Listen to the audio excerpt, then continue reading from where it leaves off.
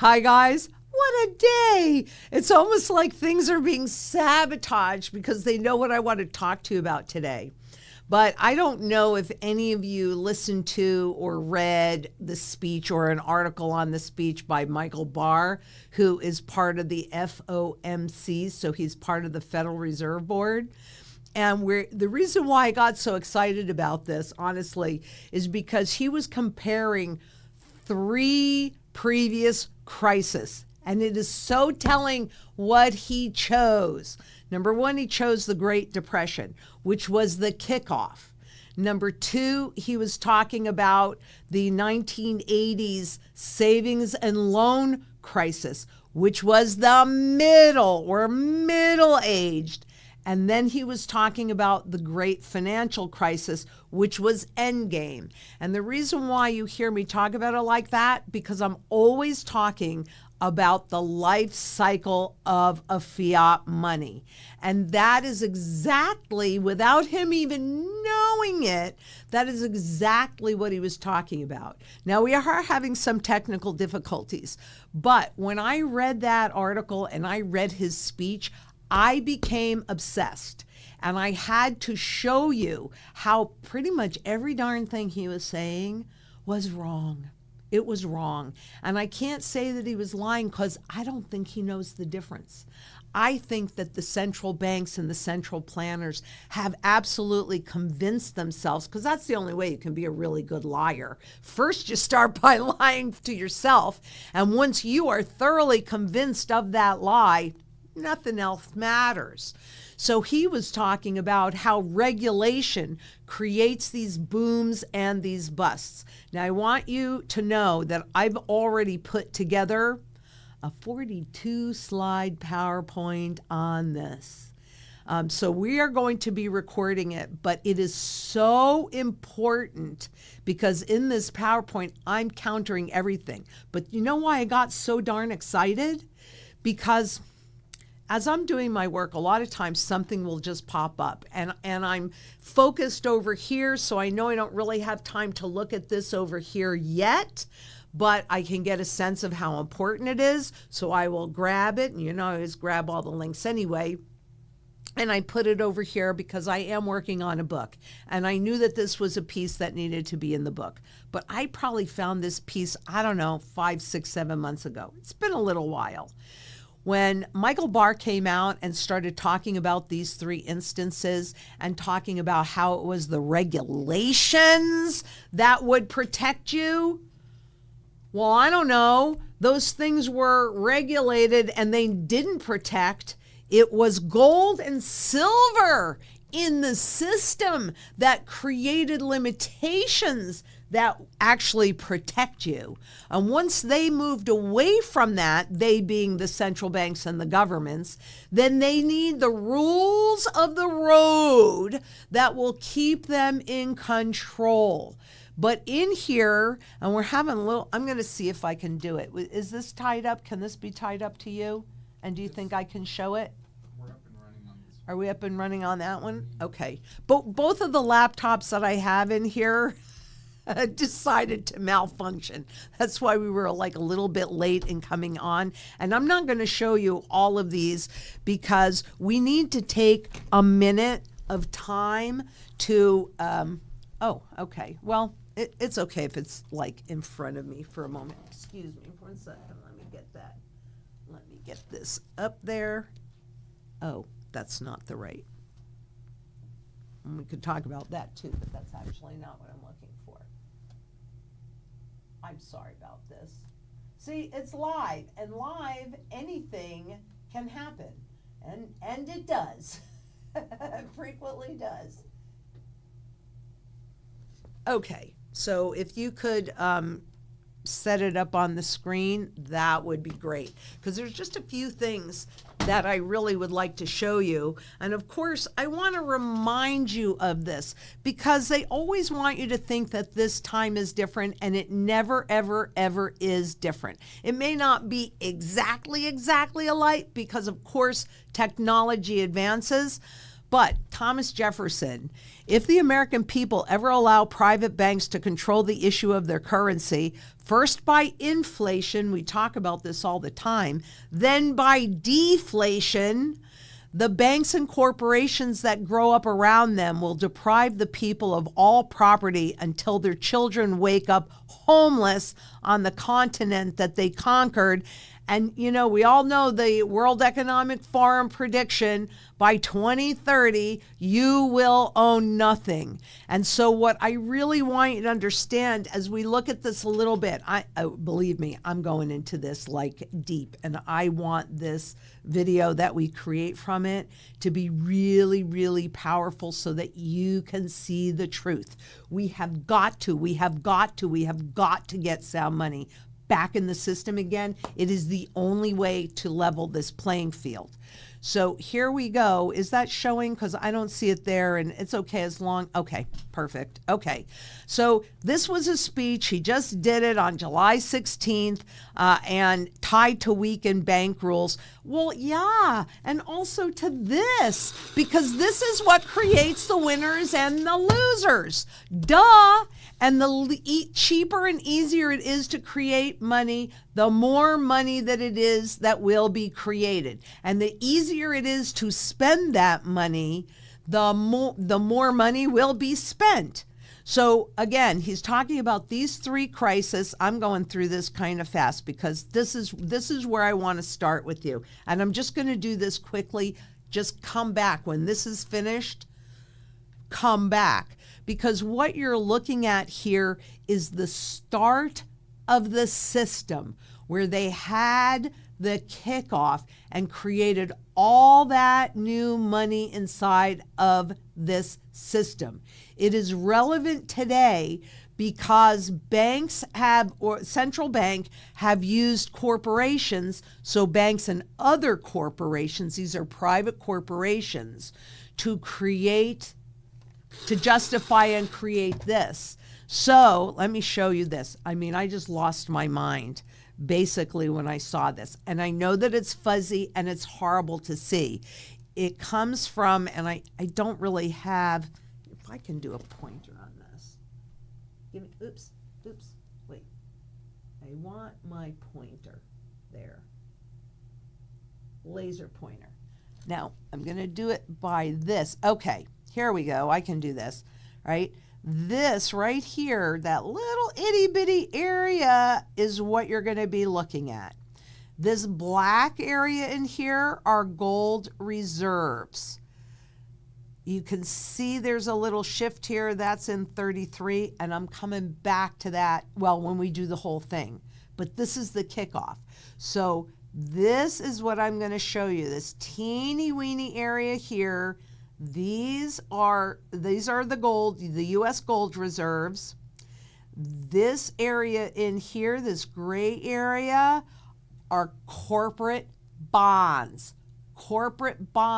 that have been converted into fiat, into Federal Reserve notes, into this. Okay? So let's just, all right, so now let me explain this area a little bit better.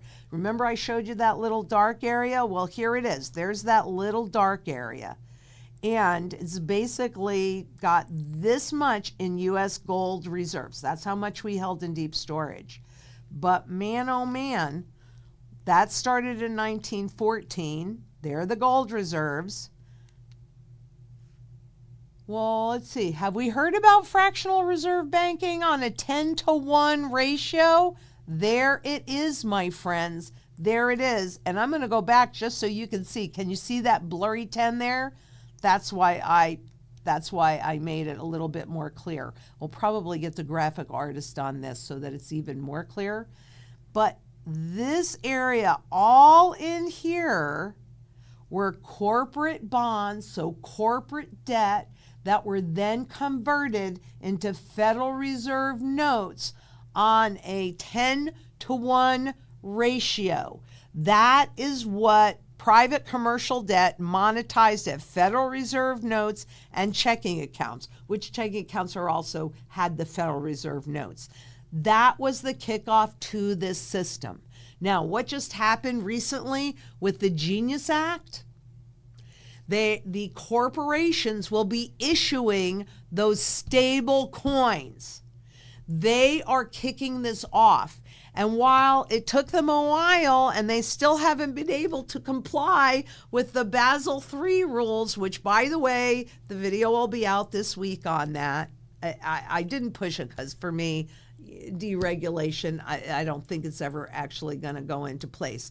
But hey, the banks have not been able to implement much more than, the bail-in laws since 2010. But look at what they did here. Lickety-split, bam, the banks and all these corporations were ready to issue stable coins.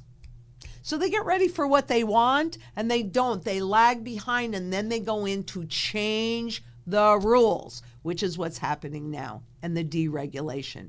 But what's critical to me and why I got so excited, there's your proof. This comes from the Federal Reserve. This is not me saying it. It isn't my words saying it. But what happened was that 50% loss of purchasing power. Because the easier and cheaper it is to make money, the more money will be made.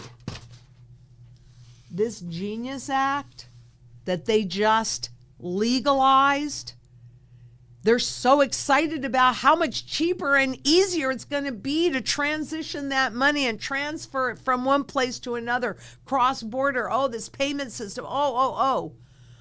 Really? What do you think that's going to do to the money? I personally believe that that is what will usher in the visible hyperinflation. Because the easier it is to create money, the more money will be created. And quite honestly, it costs them nothing. Wish that happened to them. It costs them nothing to create this. Nothing. I've shown you that. Nothing.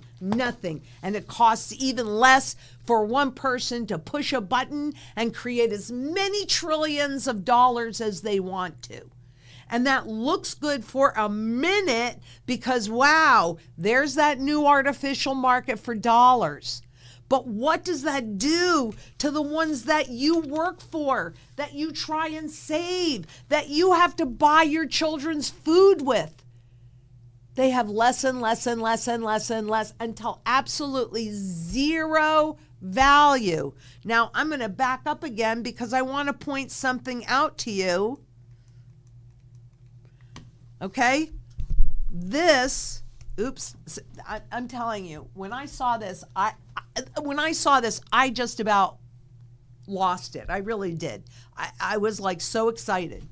Okay, so between 1914 and this, my friends, is 1933. And you can see that there were limitations to what they could do and how much they could actually devalue the currency. Why? Because if you walked in with this, you could walk out with that. And that created flipping limitations for them. Public had the power. We need to take that power back because look at what happened. Here's 1933, once that impediment was removed, where is it? To the moon on a Lorna Doone. In 1971, when they removed any gold from the backing, what happened to that debt? We just added another, we've raised the debt ceiling another $5 trillion. Right? But oh my God, we're talking, we don't even really know how much debt there is. If you think that little graph or any little graph is going to show you the truth, not showing you the truth.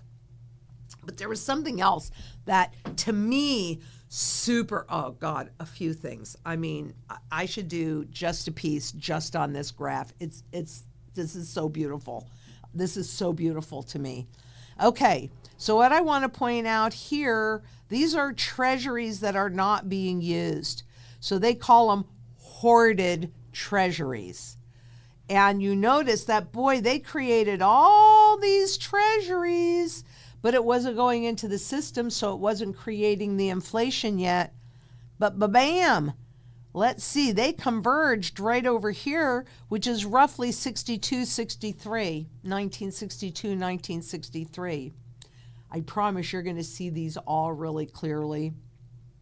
But this is the next piece that I want to show you, because this black area where it was the gold, okay, after 33, this was the gold that they had, this was the gold that, or the claims against gold that they had by all these countries holding dollars. Because after 33, even though we, the public, could not convert into the gold, foreign countries did. And you've heard me talk about the run on the dollar that took place in the 60s. And I do have some good evidence on that. But this is from the flippin' horse's mouth. This is directly, it's not from the World Gold Council. This is actually from the Federal Reserve. And it's hard to see. I know it's hard to see. We'll make it so that it's better to see. This white line represents the gold that the excess gold that we were holding for those foreign claims on our gold. And if you see right here, 1960, that's when they went negative. In other words, now the gold that governments were demanding, foreign governments were demanding from us, wow, that was eating into our own gold stores. So you can see the run on the dollar, which really peaked in 48 with Bretton Woods when we became the world reserve currency. It was downhill, but slightly, until we hit, about 55, 56, 1955, 1956, which is when I was born. I was born in 54. And you can see by 1960, the run had really started in 54, 56. But by that point, now we had no gold to support foreign claims. And that's why President DeCall, I mean, those in the know, they're buying gold. Foreign central banks are buying gold hand over fist, the most they have in history. What do they know that you don't? Everything, quite honestly. They know more about this stuff way more than I do, and I know a lot. But what's significant about this chart, and I promise you, even if we need to, we'll get the graphic artist on it, so maybe this can be cleaned up, and it's easier to see. Let's shoot that out to them and make that happen, because it's so important for you to be able to see every single piece of this slide, and I will show you. I promise. So that was the beginning. Now the savings and loan, that happened in the 80s and the early 90s, and that was after we completely went off the gold standard. And then what did we have? We had the same kind of debt spike. So it isn't the regulations. Yeah, they ease the regulations because more and more speculation comes into the system. So what? We've got stock markets making new highs. We've got cryptocurrencies flirting with new highs. Maybe some are making them. We've got a rush to stable coins, right? Easier money, cheaper money. And it already costs, if they're creating the bills, it already costs them not 25 cents per, no, it's like pennies. It's pennies per dollar. And if all they do is push a button, hey, they could put as many digits in there that they want to. This is the hyperinflation. It has been ushered in. It was signaled back in 22 or 23. I'd have to go back and look. But make no mistake about it. I am, do I want to give myself any fudge room? I don't think so. I think I'm going to go 100% on this one. We have met the currency that will usher in the fiat money that will usher in this hyperinflation. Period. End of discussion. This is how they do it every single time. This is not different. The Great Depression was the beginning and it was the kickoff. I'm going to show you that better. I tried to show you this there. And the 1980s savings and loan, middle-aged, because they were already losing it. Nixon had to take us off the gold standard because it was already eating into our gold reserves. We would have had absolutely nothing had we not done that. I'm not justifying it, honestly, but this isn't about flipping regulation. We have choices. They're taking those choices away from us, and they have been taking those choices away since 1913. I say, let's take our power back. That's why this is so important, because in 2008, when it became apparent to you, that's when the system died.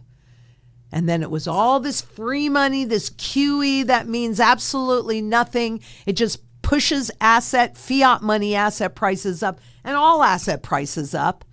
So you think everything is okay, but if somebody has to go to the grocery store and put the food to feed their family on 4 easy payments, it ain't okay, people. It is not okay. When do you want to know? When do you want to do something about it? Because now we got to take some questions, but we're going to be working on this really hard, really quickly to get this to you, because it's critical. It's just critical. I don't know how else to say it. And I love it when I find the proof and the evidence from their mouths. This is from the very early Federal Reserve. Remember, on all of my work, I put links. You can go and read this whole entire thing yourself. And I suggest that you do, because it's really eye-opening. I don't remember if it's this piece that said it, but quite honestly, reading and researching how they set the system up, what did they say? Corporations wanted to be able to pay you less, but they knew that if you were used to getting a certain amount of money, you would not accept less, especially on a gold standard. That is a fixed cost. However, governments, what would they want to do? They wanted to be able to tax you more. But when you're on a gold standard, you know about it, and you just might not agree. So they bring in this fiat money system that is based on flipping debt. And what is debt? Debt is the money of slaves. Gold is the money of kings. Silver is the money I don't remember how that whole thing goes. But silver is the money of something. And then barter is the money of peasants. Debt is the money of slaves. Let's not be debt slaves. We have a choice on this. He pulled it up. Thank you. Gold is the money of kings. Silver is the money of gentlemen. Barter is the money of peasants. But debt is the money of slaves. And that is attributed to Norm France, author of Money and Wealth in the New Millennium. Let's not be slaves anymore. We have a choice. You want your children to be slaves? Do you want your grandchildren to be slaves? I don't. That is not what I want for our future. And honestly, there's nothing that's more important than fighting for our children's future. We have that obligation. So now I'll go ahead and take questions. And Gina Young looks really excited because it's all caps. Hi, Gina. Hi, Zang Gang. Hi, Lynette. You look good today. Oh, thank you. I'm hearing President Trump is going to abolish the Fed. What exactly would that mean for we the people? Wow. Number one, if we were on a gold standard, the Federal Reserve would not be necessary. So, on some levels, I'm all for it. However, having said that, and President Trump does believe in gold, and he is a transformative president, so I believe we have a shot at him putting gold in the system again. And there's some other reasons for that, which we can talk about that.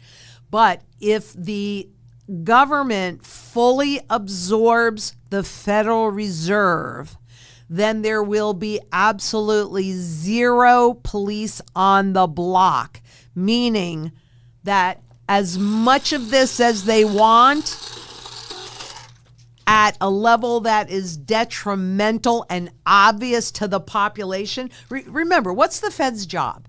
The Fed's job is to regulate the rate and speed of that inflation. And their job is to keep it at a low enough level so that you and I don't change behavior. We don't ask for a raise. We don't change our spending patterns. That to them is price stability. So in that regard, eliminating the Federal Reserve, there's no regulator of the rate and speed. So dropping the interest rates that the president wants by 300 basis points, taking it back to 1%, well, what that means is even more of this gets printed. There's your hyperinflation. Now to support, and I really want you, so there would be no, not that they're great police, but until we get into the new system, there's your hyperinflation, because there would be absolutely zero restrictions holding back a truly unlimited amount of money printing, which is what the stablecoin set up anyway. It's different doors. It would not be good at this point. What the president is saying is the dollar's overvalued and he wants to take the dollar down. Anytime they lower interest rates, that's what they're saying. They want to reduce the value of the dollar, whether they realize that's what they're saying or they're not. He is a businessman and he understands debt because he's taken on a lot of debt in his career. And what does he want? He wants to be able to take on that debt as cheaply as possible. But you know, there are two types of debts. There's self-liquidating debt and there's non-self-liquidating debt. So self-liquidating debt could be something like, okay, I own a business and I want to expand. And so, the best way to do it is self-fund. That's my opinion. Others may disagree. But you go out, you take on debt, you grow your business, you get more business so that you make more money and that pays that debt off. That is self-liquidating debt, and there's definitely a place for it. Non-self-liquidating debt is the government builds a bomb that costs billions of dollars or millions and millions of dollars, whatever. It blows up. That's it. You're not getting that money back. Credit cards. Non-self-liquidating debt. You're spending that money and you have to go elsewhere to get the money to pay that debt off. So what we're talking about are interest rates and all the interest that we're paying on all of this debt. That's non-self. In fact, all of this government debt, it's always said to be self-liquidating debt. Wow, if we do this, it'll stimulate the economy. We'll make more revenues. We'll pay this debt off. Well, truthfully, the intention is never, ever, ever to pay this debt off. That's not the intention of the system. It is to compound that debt. That means it's non-self-liquidating because all they do is borrow more money to pay the money that they already owed. So for you and me, you're taking out a new credit card to transfer the balance and then you can keep spending. That's non-self-liquidating debt. This is dangerous. Now, we go into a new system that is regulated by the amount of gold that's in the money supply. Let's say it's 40% of whatever they print. Now you have to be more strategic on this debt, because what if we were, I don't know what a concept, forced to balance the budget? So makes you more thoughtful. So I know that was a long question for that, but yeah, at the moment, the Federal Reserve is moderating the rate and speed of inflation. When President Trump eliminates the Fed, because whether it happens now or it happens, he's got his people in there to make a difference, and they will make a difference long before Fed Chair Powell's tenure is up at the Fed. Pretty sure he won't be staying on after that. It's dangerous. I guess that's what I'm saying. And the level of confidence that the world would have in the U.S. would be diminished drastically. And El Claire Trio asks, What would happen if we got rid of the Fed? Would it really matter? Well, yeah, I think I kind of just answered that. I mean, we're not in that new system yet. It's just like people say, well, can't they just back the currency with gold and be done with it? No, you got to work through the old stuff first before you can really go into the new stuff. Now, not that they're not going heavily into the new stuff at this point, but it's not fully adopted, but there is a huge push. And if you haven't noticed it yet, or your friends or your family, those people that refuse to see what's happening, it is possible that they're going to see it and be more open to what this conversation is that you and I are having pretty soon. And I'm just going to take a sip of water. Okay, Wolf asks, Lynette, could you please describe what to expect and what will happen on the day of a financial collapse occurs and after? Well, I don't think you need to think back very far. We could definitely go to the great financial crisis in September of 2009, 24 hours. So since this is all based on more debt and more credit, right? So those debt markets freeze. And for any of you that were in the mortgage or industry or about to get a mortgage, 24 hours, those opportunities evaporated. 24 hours. So when they go into a financial collapse, it is it's slow at first, right? We were getting signals a long time before. I started yelling in July. I'm pretty sure it was July 9th. I could be off by a couple days. But I started yelling July 9th of 2007. I've told you this.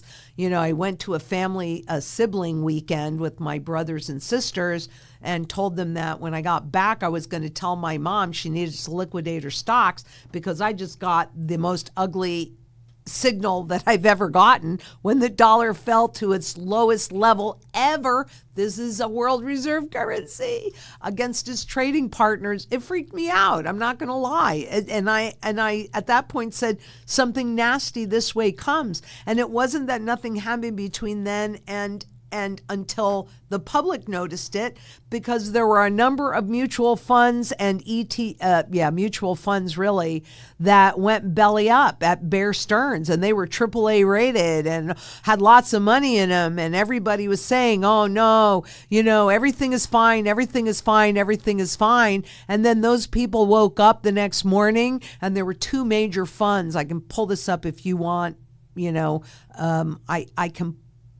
I can put this in since we're taking another minute on this, but two major funds gone overnight. So that's what it looks like. And, you know, if you look at afterwards, people are decimated. What you'll then see is you'll see real estate prices imploding. You're going to see rights. You're going to see all of these assets, and we've got a little snicker snack of that in 2020 and beyond. But all of those assets that were accumulated on debt, when we're going to see a run on the financial system, and all of that debt that was accumulated at zero interest rate policy that's still sitting on the books of the banks and the central banks, telling you this issue has not yet been resolved. All of that gets very ugly. We don't just have zombie corporations. We have zombie agencies. The Federal Reserve is a zombie agency. What is a zombie company? Let's kind of define that, because I didn't even connect these dots until just right this second when I was explaining it to you. And that is, a zombie corporation is any corporation that has not been able to pay all of its interest on the debt it owns from its earnings, let alone any of the principal. And that is true for at least 3 years. 3 years, that's the threshold. Well, I just recently did a piece on the losses at the Federal Reserve and the fact that they have not been able to pay the Treasury that excess from creating this $100 bill costing 9 cents and I have to work for this $100. That's their profit on there. and they can't even generate gains. Whoa. So we have a zombie central bank. Because we're now in the fourth year of that. So we've got zombie corporations. We've got zombie agencies like Freddie Mac and Fannie Mae. Those have been, they kind of nudged that real estate market along, but boy, they got whammed in 2000 and the savings and loan crisis again in 2008. They haven't recouped. Yeah, those zombie corporations, zombie agencies, quasi-government agencies, and a zombie Federal Reserve, and a zombie government because we can't pay our debt. We can't pay the interest on our debt. We could pay the fake interest on our debt, like the current, maybe, but not really. Yeah, we're surrounded by zombies, woof. This is not a good thing. Those zombies, we got to kill them. You know what'll kill them? Freaking sound money. Sound money. That's their death knell.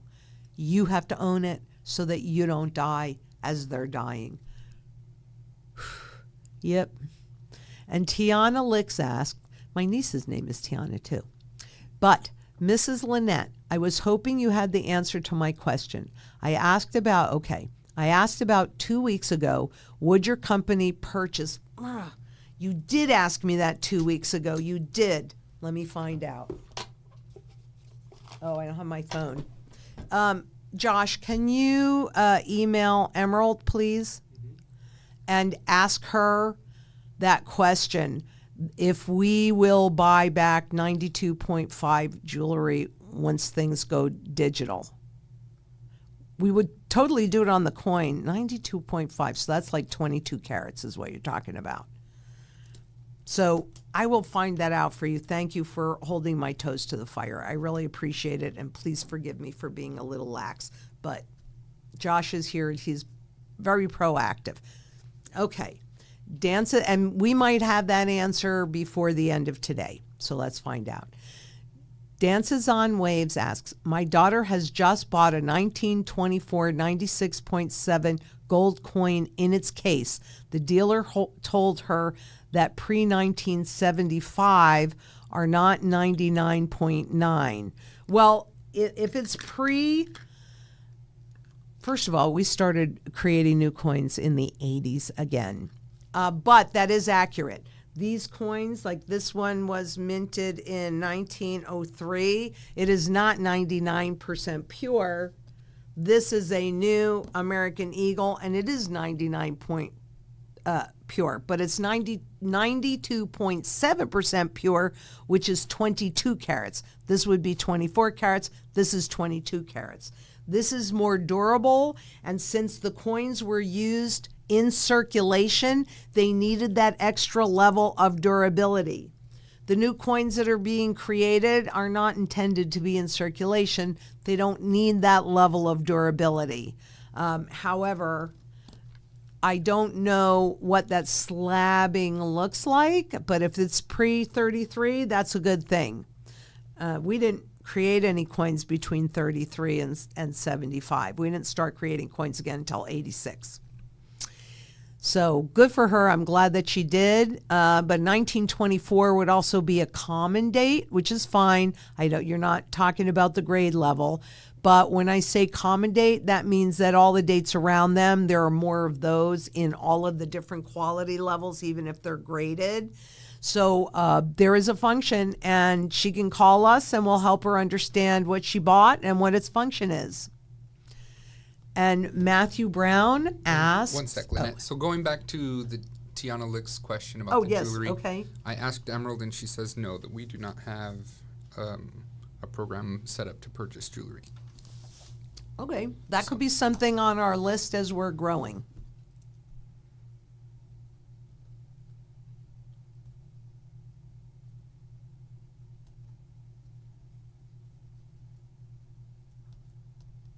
Because the reality is is that gold and silver in any form are monetary at its base. So, and we're still, I know in many ways we've been here forever, and in other ways we're still building our offerings. So we'll take a look at that. And Josh, I'm going to ask you to just kind of put that on a separate list. I'll hold this for C-Suite tomorrow. And I'll bring it up in C-Suite tomorrow. Okie doke.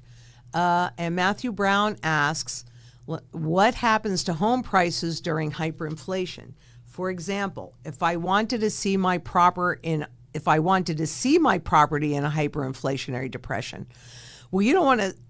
Okay, so here's how that works. What happens is the nominal prices, so the prices in terms of the currency goes up, but the true value goes down. I recently did a video on that, so maybe we can pull that link and put it in here. So I suggest you go back and look at it. Because if you're holding gold, on average, it's actually way better than this, but this is just the easiest way for me to tell you. But on average, during a hyperinflationary event, 25 ounces of gold will buy an entire city block, buildings, and all, because of all of the debt that is associated with this real estate. So you might look at your house and see, oh my gosh, it's gone up in terms, somebody did that the other day. I don't even remember who did that on this house, right? Now, I bought this property in 2010. And based upon what somebody showed me the other day, it's gone up over 300% from what I paid for it in 2010, but at one time, this was the most expensive house in the neighborhood. So just because it went up, and because of the way I think about money, what a lot of people will do, it makes you feel really good because, woo, look at how much my house is worth in terms of fiat, but that's not the real trend. That hides the real trend. It's what this stuff can buy. And that's also what creates the opportunity for income-producing assets, because anything that's built on leverage, if the entity or whoever did that can't pay that bill, can't service it, and a lot of these mortgages get reset because interest rates are going crazy during hyperinflation. And so like we've seen in places like Mexico, et cetera, they re-index it. You have an opportunity to pay that debt off. That's part of the sound money strategy. Because you'll be repaying it with dollars that have, if you're in this country, but wherever you are, you'll be repaying that with fiat money that has zero value. Same strategy as the government's. But I drive around in Phoenix, and wherever you are, maybe there's tons of building that's going on these large apartment and buildings. Well, those things have been in the works for years, and they are highly leveraged. A lot of them are actually even created into products, turned into products and sold to you, right? And sold to the masses, to the public. All of that property is coming back on the market, all of it, because they won't be able to service it. That was never the intention when they did the deal. So I drive around, and if I see that going on, I go, is that something that I want to own? So understand that at Zang Enterprises, the sound money strategy is being specific and particular based on your goals and your circumstance and what you have to work with. That's how the portfolio is designed and positioning you to sustain your standard of living, to protect the fiat money wealth you've managed to accumulate, but to put you in a position to accumulate dynastic wealth that guarantee you an income. Well, okay, I guess I can't say guarantee in there, but position you for an income that you cannot outlive, and these hard assets then can be transferred down the line to your heirs, right? That's what this is all about. So the sound money strategy has an entry, and there's really specific reasons why we do what we do with the different kinds of gold and the different kinds of silver, but it also has an exit strategy. And that too, I don't know if that's even more important, but it's certainly critical, because this is about converting it into those assets when the time is right, when we see things being accumulated by the smart money. Right now, what's the smart money doing? Accumulating gold. That's what the smart money's doing. That's what the global central banks are doing. That's what the 1%ers are doing. That's what you do whatever you want, but that's what I'm doing too. You do whatever you want. So, it's really amazing. The opportunity is ridiculous, and we're so close to that right now. We are. And Dances with Wolves asks, would it be advantageous for me to sell my 1986 Panda Gold coin to buy a pre-33 coin instead?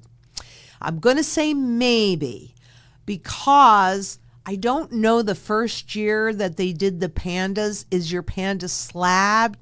Is it special?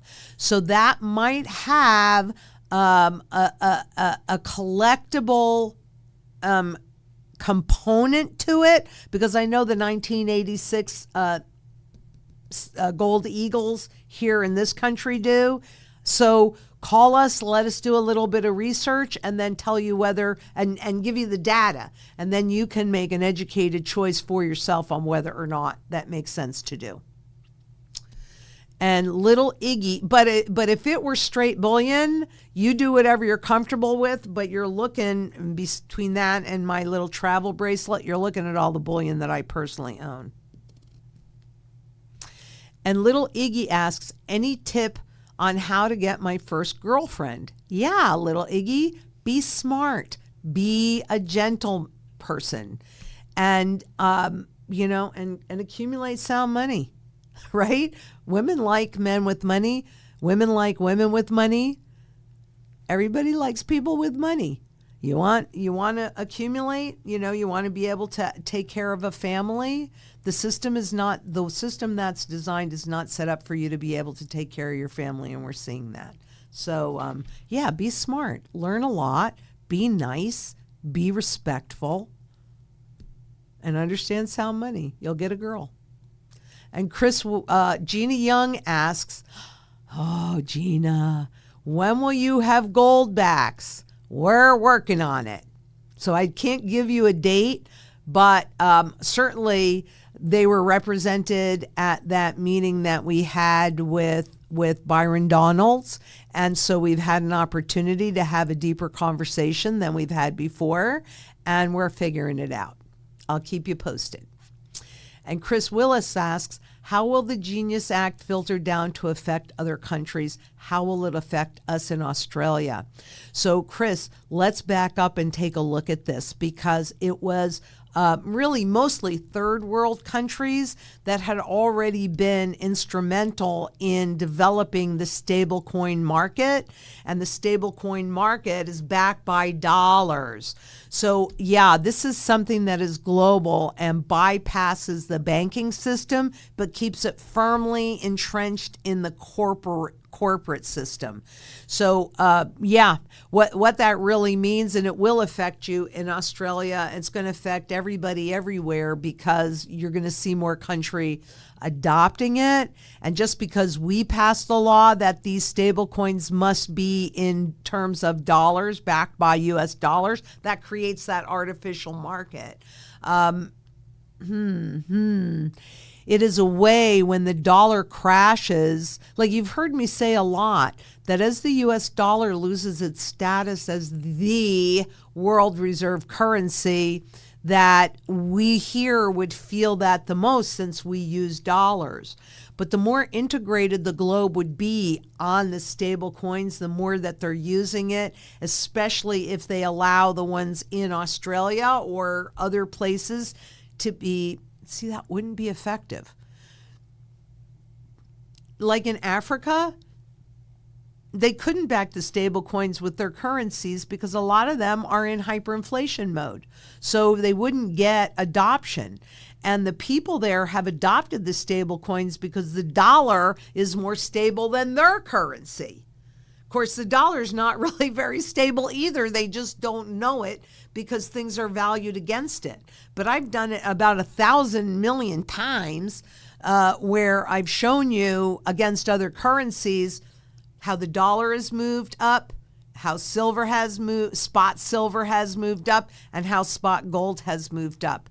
So in those third world countries that have adopted the dollar-backed stable coin, then they're going to have the same kind of impact that we here in the U.S. that are forced to use dollars will have. If a country like Australia comes out with their own stable coin that is backed by the Aussie dollar, that's kind of different. So I think we're going to have to wait a minute, Chris, to see how this trickles through. But yeah, the stable coins are all over the world. I'm just not sure how much they are in Australia, but maybe I can take a look. By the way, I have lots of these things next to me when I have a minute to look at it, and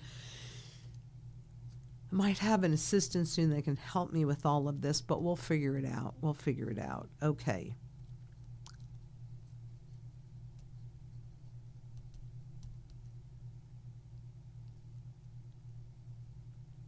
Okay. And Jacqueline Marie asks, all these countries are buying Bitcoin. What do they know? It's the writing on the wall. Banks, institutions, colleges, universities, millionaires, they're all buying Bitcoin. Yep, they are all buying Bitcoin. It is a Trojan horse. It is a programmable money, and it's not just Bitcoin. So I know that it's here to stay. There's no doubt about it. And this whole system is here to stay. What I'm trying to do is have an impact on the system so that it has a component of sound money in it, which gives the public back their power. That's the only way that you can counter it, because it's not going away. I agree with you, Jacqueline. It's not going away, but you can protect yourself from it. On a global basis, we can create a global community and demand it back in the system. After the crash, this cannot happen before the crash. So all of these entities and people and whatever that are buying Bitcoin and blah, blah, blah, blah, blah, guess what? When they reset the currency, that's all going to go down in terms of dollars. Gold, silver will also at that same time go up in terms of dollars. That's why you've heard me say, I don't know which cryptocurrencies are going to survive this. I don't know, because that test has not yet been run. But what I do know is that this is never transitioning from one system into another system. It's never, ever, ever been simple and easy and smooth and because they have to burn off all the garbage of the old system in order to go into the new system. That, my friends, is our opportunity. So personally, and you might think I'm a blithering idiot because I didn't jump on the bandwagon when I saw it at $7 a coin. But ethically, I couldn't do it. Look, if I weren't so ethical, there were lots of things that with how closely I watch these markets that I would have done. But if I did it, I can't sit here and tell you the truth. I would, or maybe it would have to be a different truth because I just can't do it. And when I saw that, I absolutely knew that it was a Trojan horse to usher in this pure surveillance economy. You can go along with it, Jacqueline. Who's to say you couldn't? You can do anything that you're comfortable with. But for me personally, I see it and I know way too much. And I put my money in real money, my fiat money, into sound money that can actually protect me, not me. I'm not so worried about me, but my family and your family. Yeah, they're buying it. And you watch the stable coins. I mean, look, they haven't been able to institute the Dodd-Frank Act, and that was put out in 2010, and they were never able to implement that. But boy, weren't they ready for the stable coins right after that bill was signed? There's a huge push. It's a huge push. Yeah, they're cramming it down our throats. There's not going to be any option if you wait too long. And there won't be any option if nobody comes together on a global community and demands sound money back. Take your power back. And also, you'll buy it a whole lot cheaper than it is right now, because the real trend is not Bitcoin going up. This is not all the institutions buying it because what? You think they understand money? You think our politicians understand money? You think the central banks understand money? They don't understand it. They have blinders on. Take your blinders off. Get prepared. Opportunities will present, I promise you. And Andre Vieira asks, will Japan break the bonds?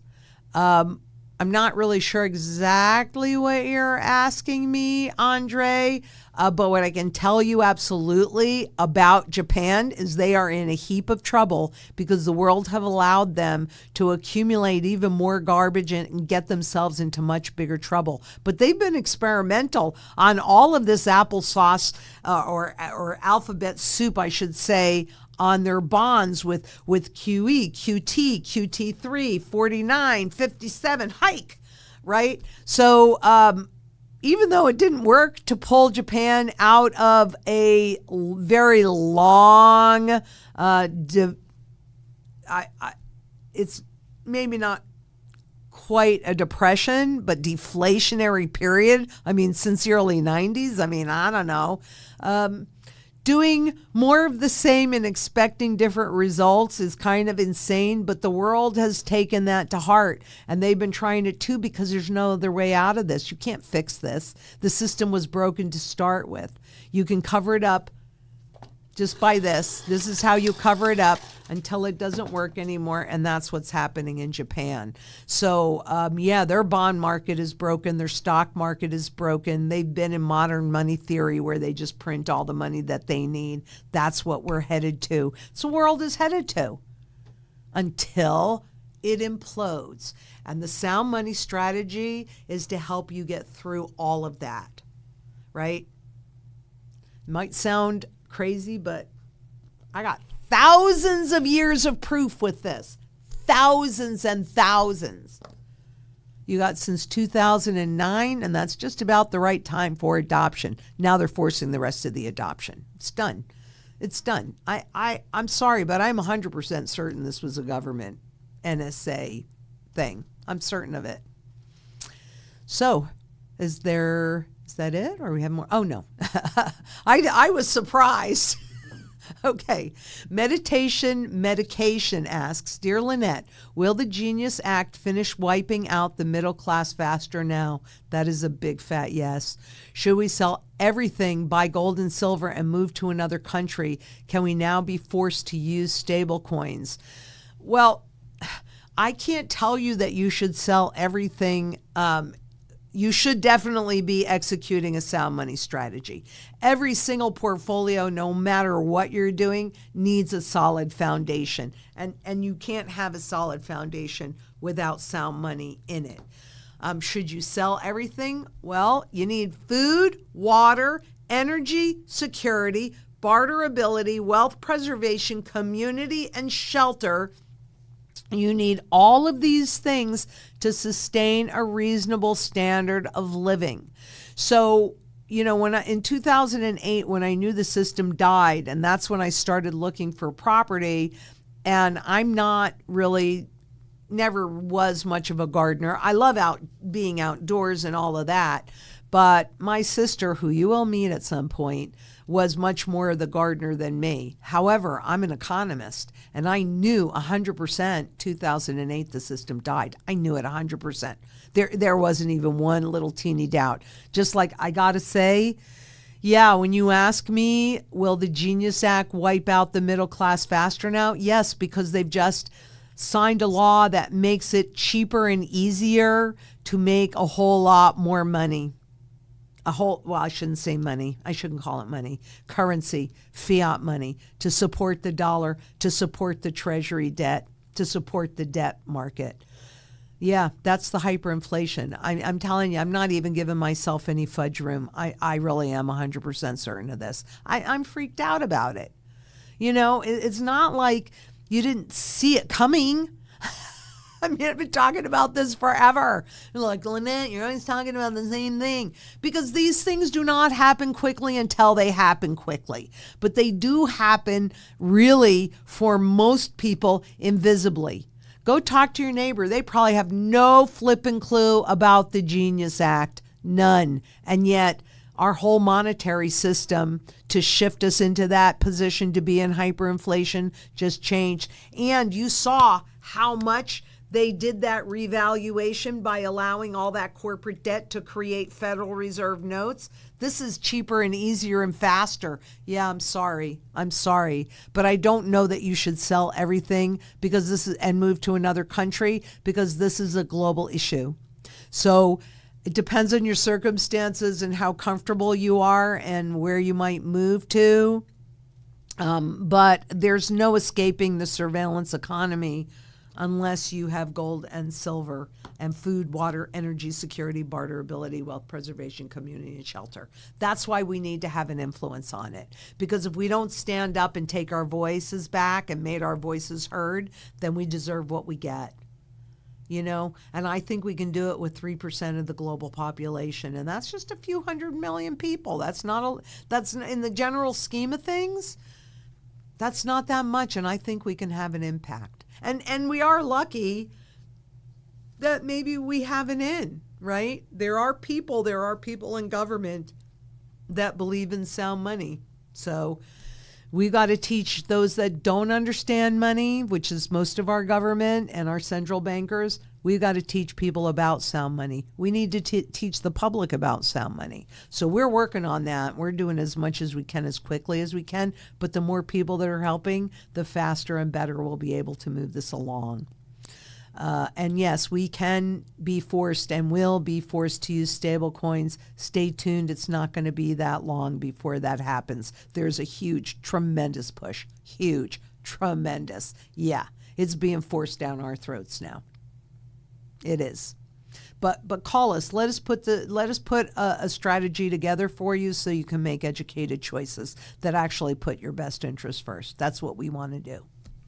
And Susan McGee asks, good day from the land down under, underhand, pink waving.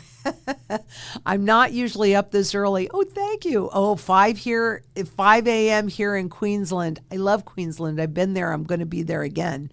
But sure am glad I'm here. I'm so glad you're here too, Susan. Nice choice of blouse today. Oh, thank you.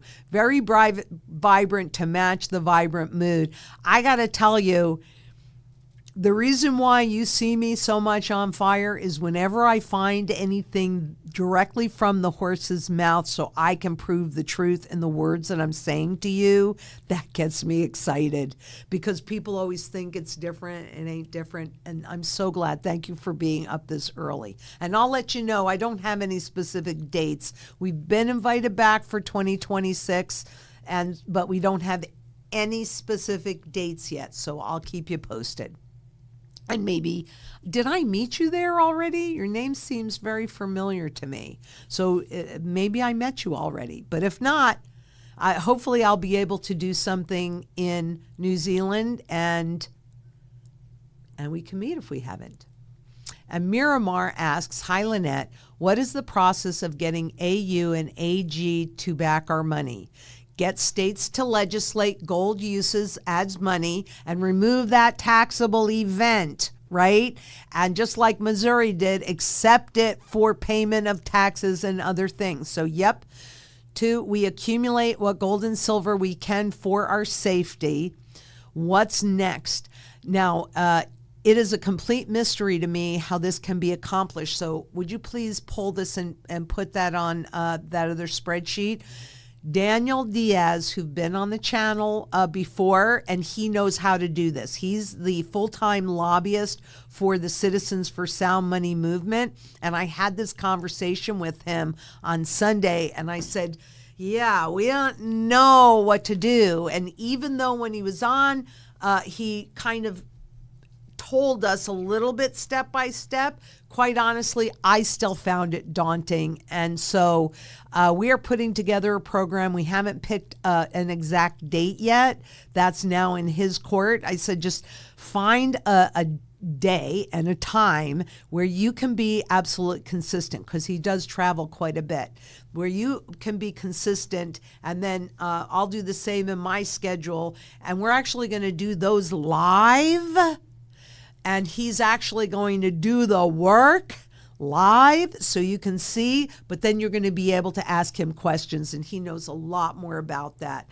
than I do, because I'm learning too. So we're going to do this together. Thank you very much for asking that question, Miramar. I really appreciate it. And that's not going to be too long, because I met with him on Friday about this very topic. So we should have those dates and everything set up. He's got a program that he's putting together on that. So yay, it's coming. And probably within the next, I don't know, couple weeks, I would think. But that part now is kind of in Daniel's court, but we're excited about it. So Stephen Brewster asks, if gold gets revalued to about $15,000, it's good, but would it destroy the system at $100,000 or higher? Gold revaluation will not destroy the system at all. The system is already destroyed.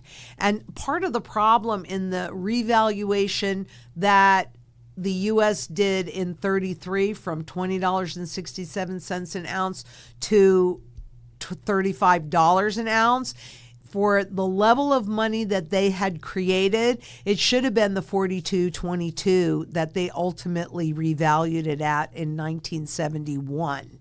And what I showed you today gave you the evidence of that. But they didn't do it then because they felt that the public would create too much pushback, because that was just too big of a devaluation, and they would have a revolt because they weren't far from that, and the loss of confidence at that point anyway. So then they just kept creating money, like that chart that I showed you on there. They kept creating new money, but the gold reserves didn't grow in line with it, even though they did indeed go up, because the rest of the world had sent in gold reserves for us to hold, because now we're in World War II. And so we were far enough removed from what was happening in Europe. They wanted their gold held here for safekeeping. And then in 48, that's when the U.S. had the most gold of anybody in the world. A lot of that was the gold where other countries had claims about against it. Kind of like what's happening right now with the Bank of England. I don't think they have enough gold in deep storage to cover the claims, the foreign government claims against the gold that they're holding. And so if enough if enough governments want to repatriate their gold, that's when it becomes apparent. Just like on that graph that I showed you, but we'll get it done properly so that it's easier to see. We ran out of the gold that we were holding for other governments in our deep storage, and that was a huge problem when they started to really ask for their gold back, send in dollars to convert into gold, and we did not have it. That's going to happen. That is what lies in our future. That's why history is so important, because we are seeing the same kind of things today that we saw back in 1913 and 1914. And also, 1971, in there, but that was like a middle age. So really the most important is the beginning and the end. And then what's in between is not real good either. So yeah, it doesn't matter. They will be revaluing it, and I don't know how many times they'll do it, but gold will go to fundamental value in every currency, because that's one guarantee I can give you without any hesitation. I don't have to go, well, maybe 99.3 or whatever. It's 100% of the time.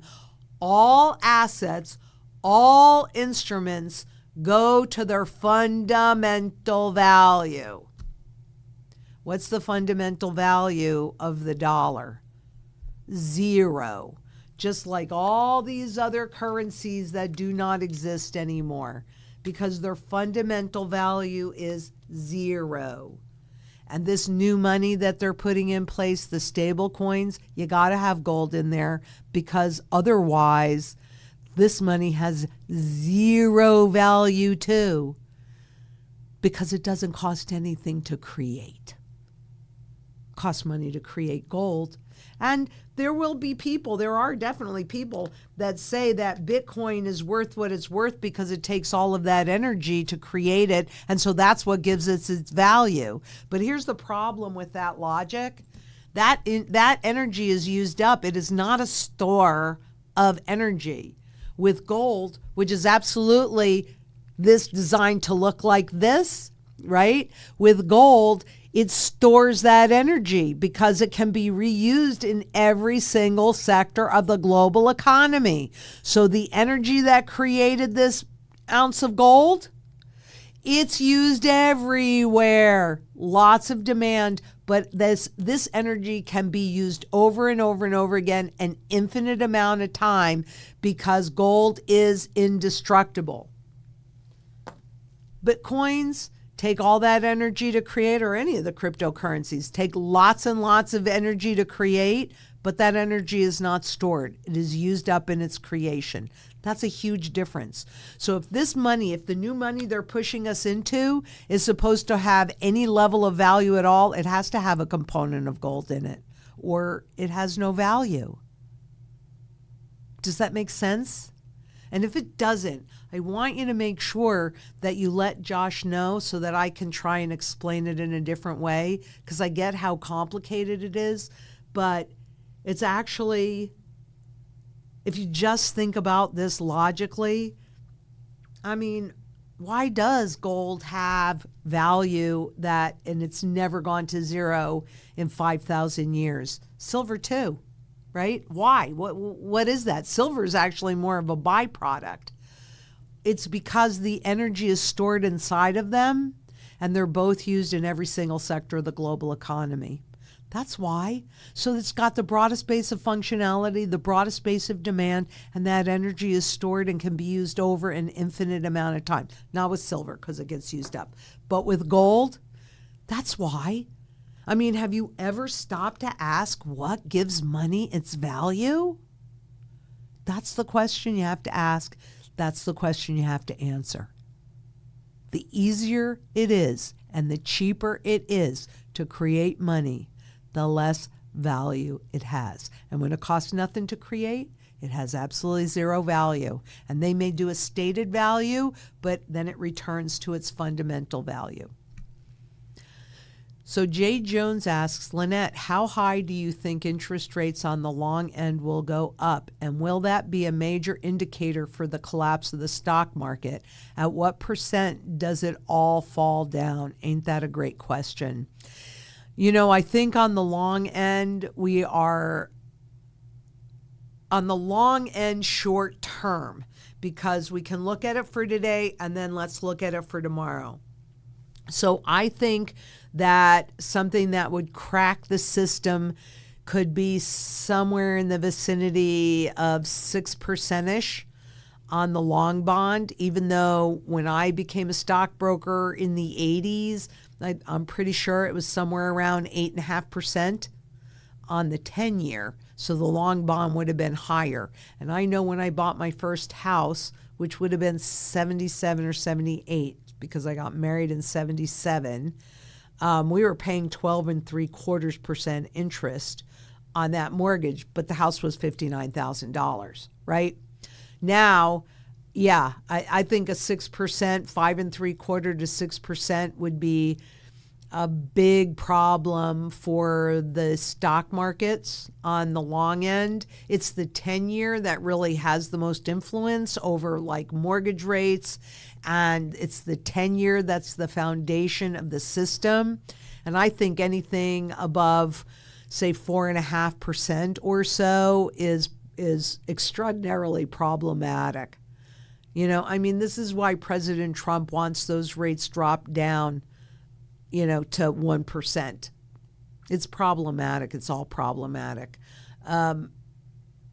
Will that be a major indicator for the collapse of the stock market? Here's the thing. We think that once they create that money and we can do an all uproar on it and then it just kind of dissipates and disappears, but it doesn't. It stays inside of the system and it can go from this fiat money asset to this fiat money asset and back and forth and back and forth. And we certainly know insiders trading, either buying or selling, and the derivatives markets. I mean, this is a very complicated and convoluted market that what we don't know is exactly which trigger is going to be the trigger that overwhelms the market's ability. Interest rates are certainly that trigger.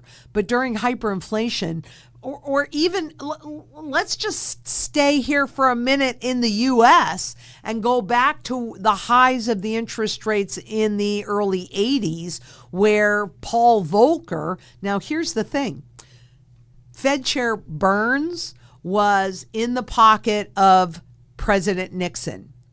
And so that earlier question when you're asking me, what do we need the Fed for? And what about the Fed and its independence and all of that? Well, a lot of inflation happens if they do what whoever is in the office, however much money printing they want to do. If there is nobody to put any level of brake on that, you've got that really high inflation. Back then, officially, I think it went to 45%, but 50% is hyperinflation. See, we didn't go into hyperinflation, but I remember that period of time really well, very well. In fact, I remember I had a 5-year CD at 15%. 5-year CD. Sweet. I also went in and bought a whole bunch of sterling silver flatware because gold and silver were going crazy, but nobody was really paying attention. So I'd go into antique shops and they had no clue what was happening with gold and silver, and I was buying it from them because those were all on the old prices. It was a beautiful thing for me, not so much for them. I want you to be educated, but at what percent does it all fall down? Boy, I don't know. I don't know, but I would say 6% would really be stressing. Really, really, really stressing. We'll find out. Just be ready. Then it doesn't matter. You're going to be surprised no matter when it happened, just like I was surprised in 2008. But I wasn't shocked because I knew it was coming, and I knew it since 2007, and I was watching everything go click, click, click. So I don't know, but I couldn't have told you 1 second before, and I was watching closely. Lehman was my alma mater, so I was watching closely. I wish I could. Well, let's see. Shall we ask this? Okay. Would 6%, this is my magic 8 ball, would 6% topple the stock market?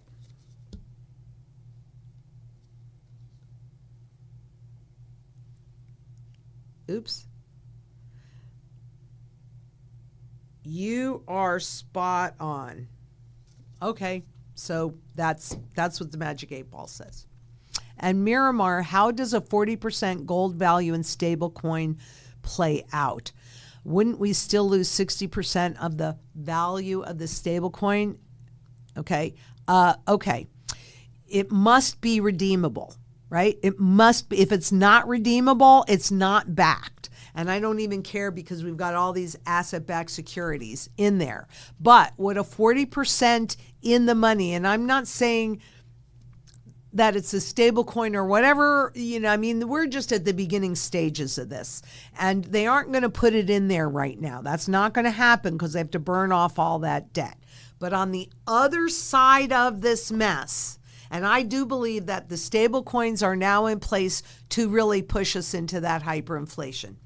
So, but afterwards, when we go into a new system and all of this debt is burned off and we have something that makes sense, and the public will have lost all confidence, so they'll have to start balancing the budget and things like that. When you have a redeemable gold system, what it really does is it holds the politicians and central bankers' toes to the fire. Because if you don't like what they're doing, you pull the gold out of the system. So it requires fiscal responsibility. And that's why I say that it's okay, because if the rest of it is just made up of this stuff doesn't have any value anyway. That's why it's okay, right? I don't really care about this stuff because I'm quite clear on its value. I mean, it costs 9 cents to make this. How is this worth $100? That's what makes no sense to me. How is this worth $100 when it costs 9 cents to make it, right? So with redeemable gold in the system, I don't like what you're doing. I pull it out. You don't want me to pull it out. You want me to leave it in there. So therefore, it forces you to be more fiscally responsible so that I'm not forced to pull it out. But I want the right to do it. So I don't have to do it. I just want the right to do it. And I will go into this in more detail. But like you saw between 1914 and 1933, there were limits on the abuse. Limits. Right now, there are no limits on the abuse. That's why we only have officially 3 cents left out of the original dollar's worth of purchasing power. So, Miramar, does that make it a little bit more clear? Because this stuff, whatever else they put in it, just like in Zimbabwe, the other currencies that they put in it, they have no value, so they don't mean anything. That's why I don't care about it, and I say that it doesn't matter. This has all of the value. And my ability to hold the politicians and the central bank's toes to the fire, the ability to pull it out if I don't like what I'm seeing, keeps them honest, because they can't do it on their own. Can you kind of see that? They don't do that on their own.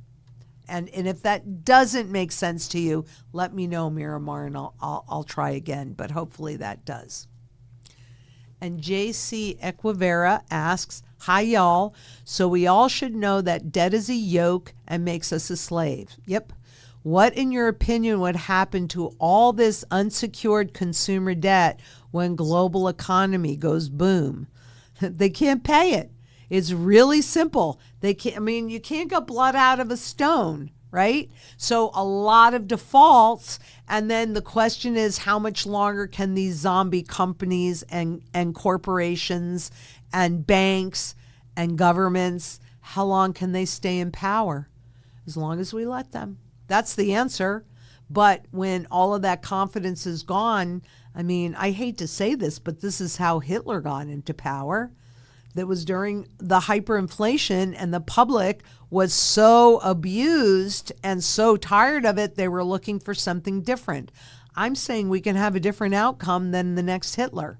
I'm saying we can come together, make sure that there's sound money in the system that backs our money, the real money. It's redeemable, and so we don't have to go through what Germany had to go through. And what, in your opinion, would happen to all this unsecured? Okay, so there you go. It all goes boom.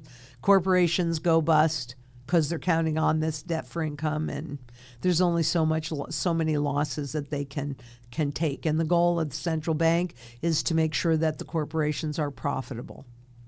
It's not you and me; it's the corporations. And Pirate Dude, if the paper market collapses, will silver prices stabilize? If the paper market collapses, silver prices and gold prices will skyrocket to the moon. Because right now, I can't even really tell you with any level of certainty how many contracts of gold and silver that do not nor ever will exist there actually are, right? I can't tell that. I can tell you that in 2009, for every 1 physical ounce, for this little ounce of gold that I hold in my hand, according to the Bank for International Settlements, there were 62,000 digital ounces of gold.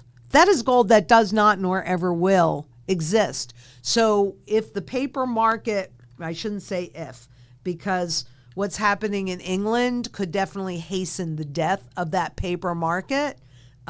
When governments ask for their gold and silver back, because a lot of both gold and silver were shipped over here, that means that they will be released from that lie, and I would anticipate the prices to skyrocket, the visible prices that you see. Whether or not that still takes us to, that won't. In the paper market, in the gold, and that's just the spot markets, you'll see them rise, but that wouldn't yet take it to fundamental value. That comes when it's recognized that this has no value, and we're close.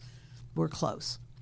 Irish Fitter asks, hello, Lynette. Trump also signed a bill to make CBDCs illegal when he signed the crypto bills. Do you think maybe the plan is to digitally keep the Fed's job, right? I am just asking what you think. So he did sign that, but I think a lot of that is for show because nobody here wanted a CBDC. I think the stable coins would absolutely do the trick that the CBDC would have been doing. So what we have with the stable coin is a full surveillance programmable money. Do they really need to call it a CBDC? And since President Trump seems to be determined, and if we go back on a gold standard, we don't need the Fed. We don't need a central bank anyway. But if at some point that position is eliminated, then the Fed doesn't get to keep its job. If the Fed keeps its job, it's about show. It's not about reality. Just like they're fighting inflation. Well, they create it. So, it's just for show. Just for show. And that's what I think. And B. Rhodes asks, okay, I haven't really read this yet. I just saw the first 4 words, and that's why I laughed. My advisor got mad at me when I told him I want $20,000 out of my 401k to buy gold. What should I do? Don't listen to him. Take that money out to buy gold. Your advisor knows absolutely nothing about money. Nothing. They know how they get their income. They know they get residual income for keeping it in the system, and that is their job. And remember, I was there in the 80s as a new stockbroker, and all the talk was gathering assets in-house, assets in-house. And they paid me to do that. I got a little bit of a residual every single month. Because up to that point, people mostly held their stock certificates and they certainly held their bond certificates, which means that the banks could not use that as collateral. That was changed in 95 with Reg D. Reg D keeps coming up, but that was changed in 95 with Reg D. But I'm telling you, their job is to keep you in the system. They do not understand money. They do not understand the technical language of the markets. They do not know anything. Their job is to keep you in the system and sell what they're told to sell. And I know because I was part of that. I just wasn't a very good follower. Because I bothered to do my due diligence, and I felt that it was important that my clients were educated. Because honestly, who's going to feel the impact of it? Your advisor? No, not your advisor. You are going to feel the impact of it.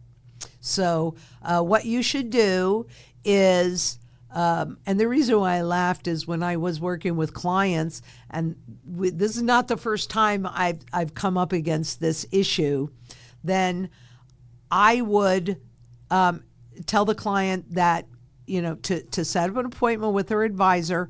The advisor needed to be on the phone, the client needed to be on the phone, and I was on the phone.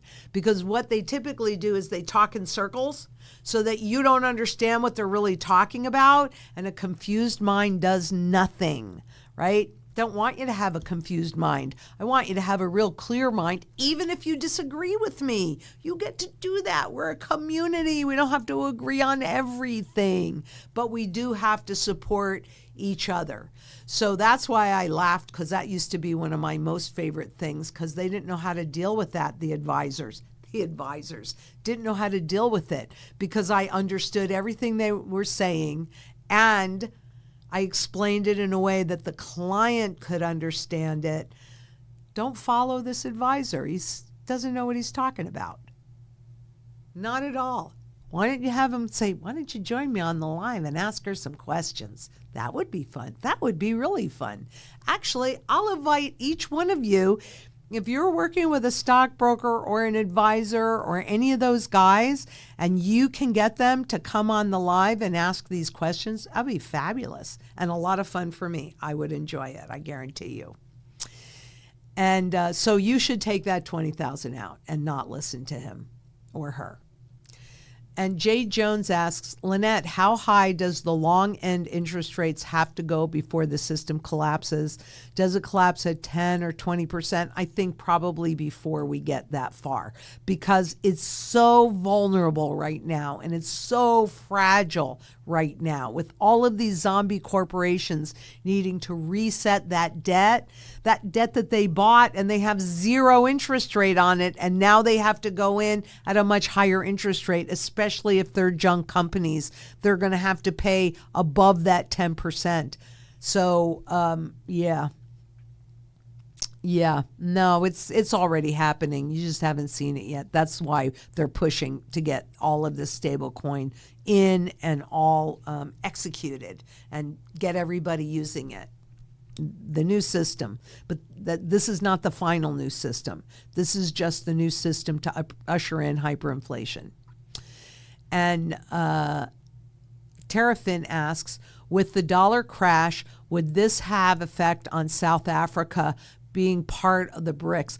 I don't know that it would have an effect on South Africa as far as being part of the BRICS, but the dollar clash would have a huge, huge impact on Africa, because that's really kind of like the heart of the stablecoin movement, right? A lot of countries in Africa are experiencing very high, if not hyperinflation.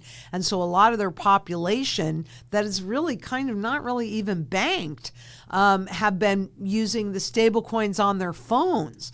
And so there's no intermediaries. So when the dollar crashes, that's what happens to them as well. They don't get to hold that purchasing power if it's not there. That's why it's so important to understand the true value of any asset. So yeah, I think South Africa, with or without the BRICS, not going to matter, because it's the stablecoin infiltration that's going to have the biggest impact on that, frankly. And the skint stacker. Hi, Lynette. Would you recommend selling gold coins like Cougarans that attract capital gains tax and buy gold that does not? I'm in the UK. Please can you say happy birthday to my wife? I would love to. Why don't you let Josh know what her name is, and I will do it directly. But like the Cougarans, look, governments use those capital gains taxes to keep you away from an asset, right? I mean, why is it if you hold it long term, if it's a stock, then you pay less than if you buy and sell gold no matter how long you hold it? So that's the importance of getting gold legalized, not just through the states, but countrywide.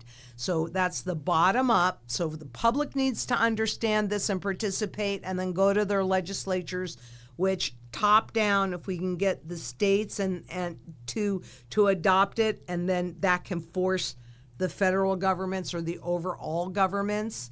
But the answer is,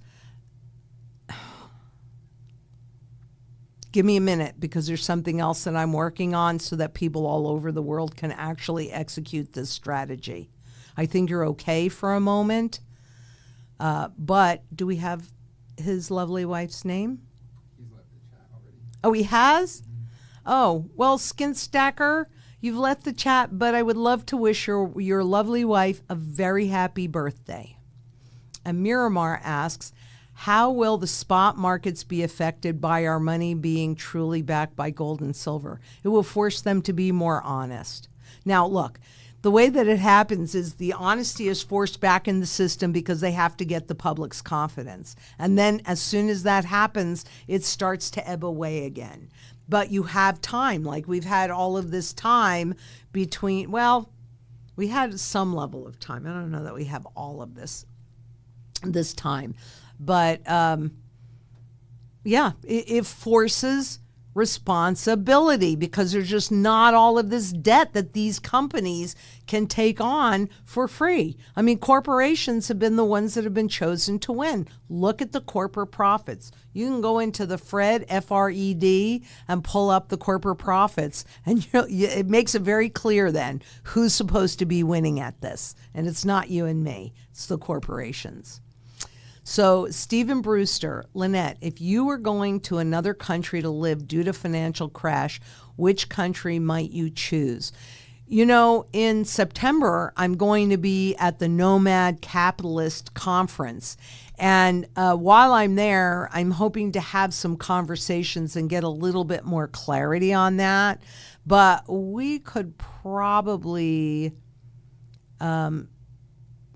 set something up. So I'll tell you, I don't really know, Stephen, because I chose my last stand to be in my bug out location, which is very, very, very, very, very remote. So I don't have the intention of moving to another country at this point, but I could change my mind. And if I do, I'll let you know. And as I do, and as I understand this more, I will let you know, because we are definitely globally going in that global direction. I'm still figuring it out and finding my way, though. And Stephen Brewster, oops, you just asked me that. Skint Stacker, oh, Julianne. Julianne, happy birthday. I hope this is a wonderful day for you, a wonderful month, a wonderful year. And CoinOp asks, with fiat near the end of its life, any idea, best guess, as to how long can the powers that be keep stable coins alive? Well, if I'm right, and we're going to find that out pretty quickly, and stable coins are designed to bring in that hyperinflation, and we already know that we are testing that confidence level. So if the stable coins, along with the tariffs, bring in very rapid inflation, it won't take very long for that last little bit of confidence to go away. I think that they can keep the stable coins alive long enough to generate that hyperinflation, blame it in that, and then take us in somewhere else. Maybe we will ultimately come back to a CBDC. I don't know. We'll find out. But best guess,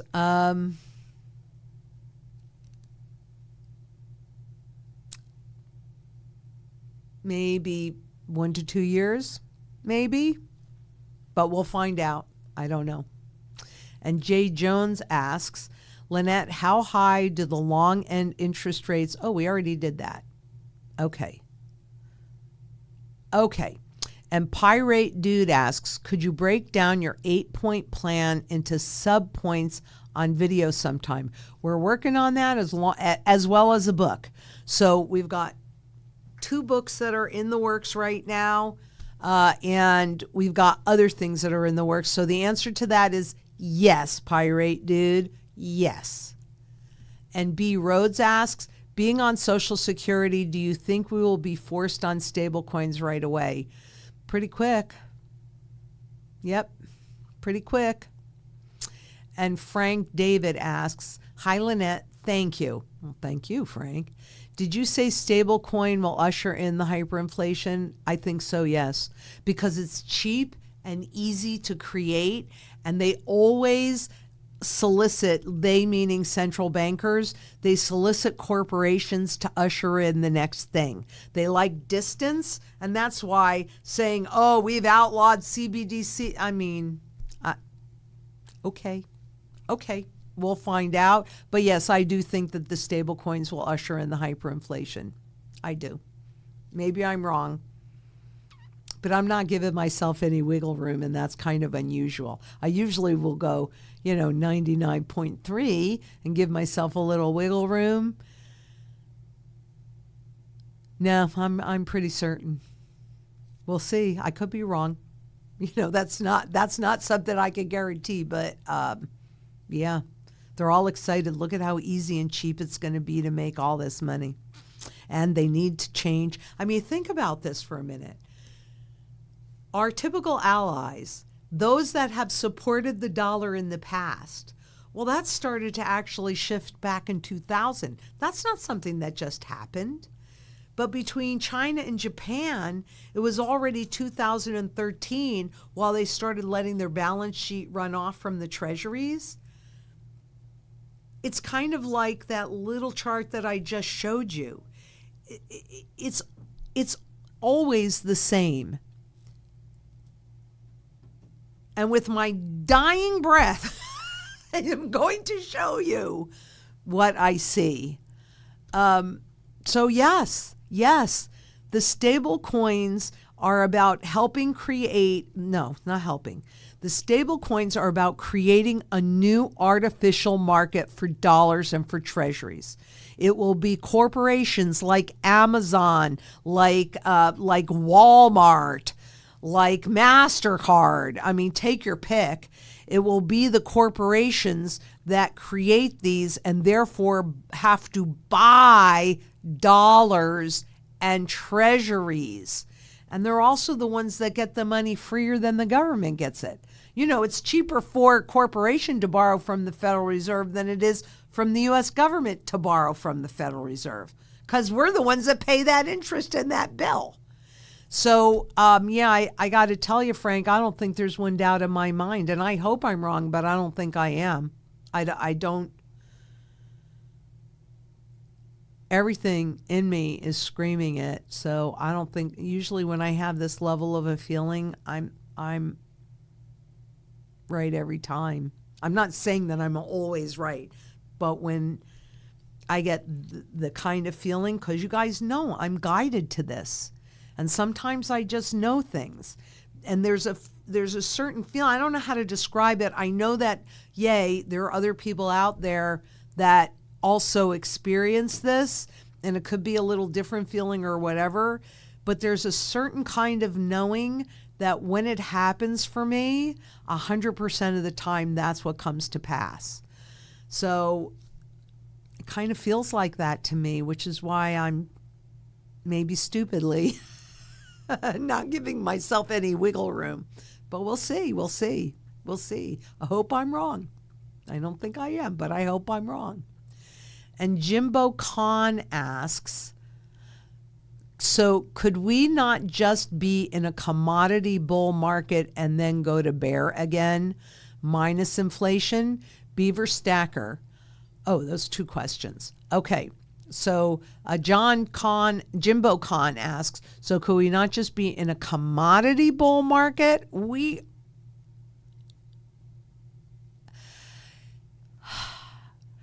are in the very beginnings of a true commodity bull market, because they are still forcing the intangible markets down our throat. This is just another level. And then go into a bear market. No, we're in a manipulated market. We can stay in a manipulated market, but we are in a bull market for sound money, gold and silver, because the rest of the world is in a bear market with this stuff. This is the stuff that's in a bear market. They can make the stock markets and the crypto markets and the real estate markets. They can manipulate and make anything look like they want it to look until they can't. And the fact that they've not been able to do that with inflation, and so that confidence level has been declining so rapidly, and the reality that there's no purchasing power left in the currency, no, Sorry, Jimbo. No, we are in a commodity bull market, but we're in the early stages. We're down here in terms of valuation. We aren't even near fair valuation yet. And things always, this is why I can give you that at 100%, because it's just what happens 100% of the time. Undervaluation to fair valuation to overvaluation to fair valuation to undervaluation. We're right in here. We're way in the undervaluation stage. We aren't even marginally close to the fair valuation stage. We have to go through all of that. No. Why aren't they doing that with the spot market? No. This is the end of the currency's life cycle. This all has to play out the way it's playing out. So interesting. And Beaver Stacker asks, hi, Lynette, do you expect the valuation to spike and drop like it did in 2012? If you're referring to the spot market, certainly that can happen, because in spot markets, technically, things can be overvalued. There's that. If you go on stockcharts.com, and anybody can do it for free, and you're going to take a look at the 200-day moving average, the 50-day moving average, and then wherever that spot price happens to be, okay? That 200-day moving average, this is how it works.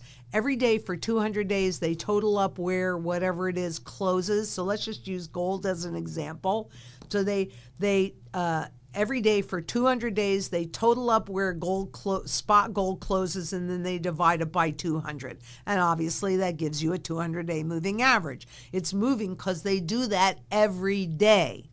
Then they also do it for a 50-day moving average. So every day for 50 days, they total up where the spot market closes, and then they divide it by 50, and that gives you a 50-day average. And they do it every day. So it is a moving average because it changes every day. Now, that 200-day moving average kind of works like a rudder on a little boat, right? And if the spot price is a water skier, there's only so far above, so away this way or away that way, that water skier can go before coming back to center. So you pay attention to where that 50-day moving average is and where the spot is. When the 50-day moving average is higher than the 200-day moving average, that's positive. When it's lower, that's negative.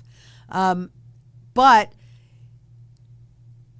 when it goes to an extreme level of overvaluation, then at some point, I can't tell you when, but that goes to your drop, right? It's going to come back towards that 200-day moving average. If you want, did I recently do one where I did that lesson on the moving averages and such?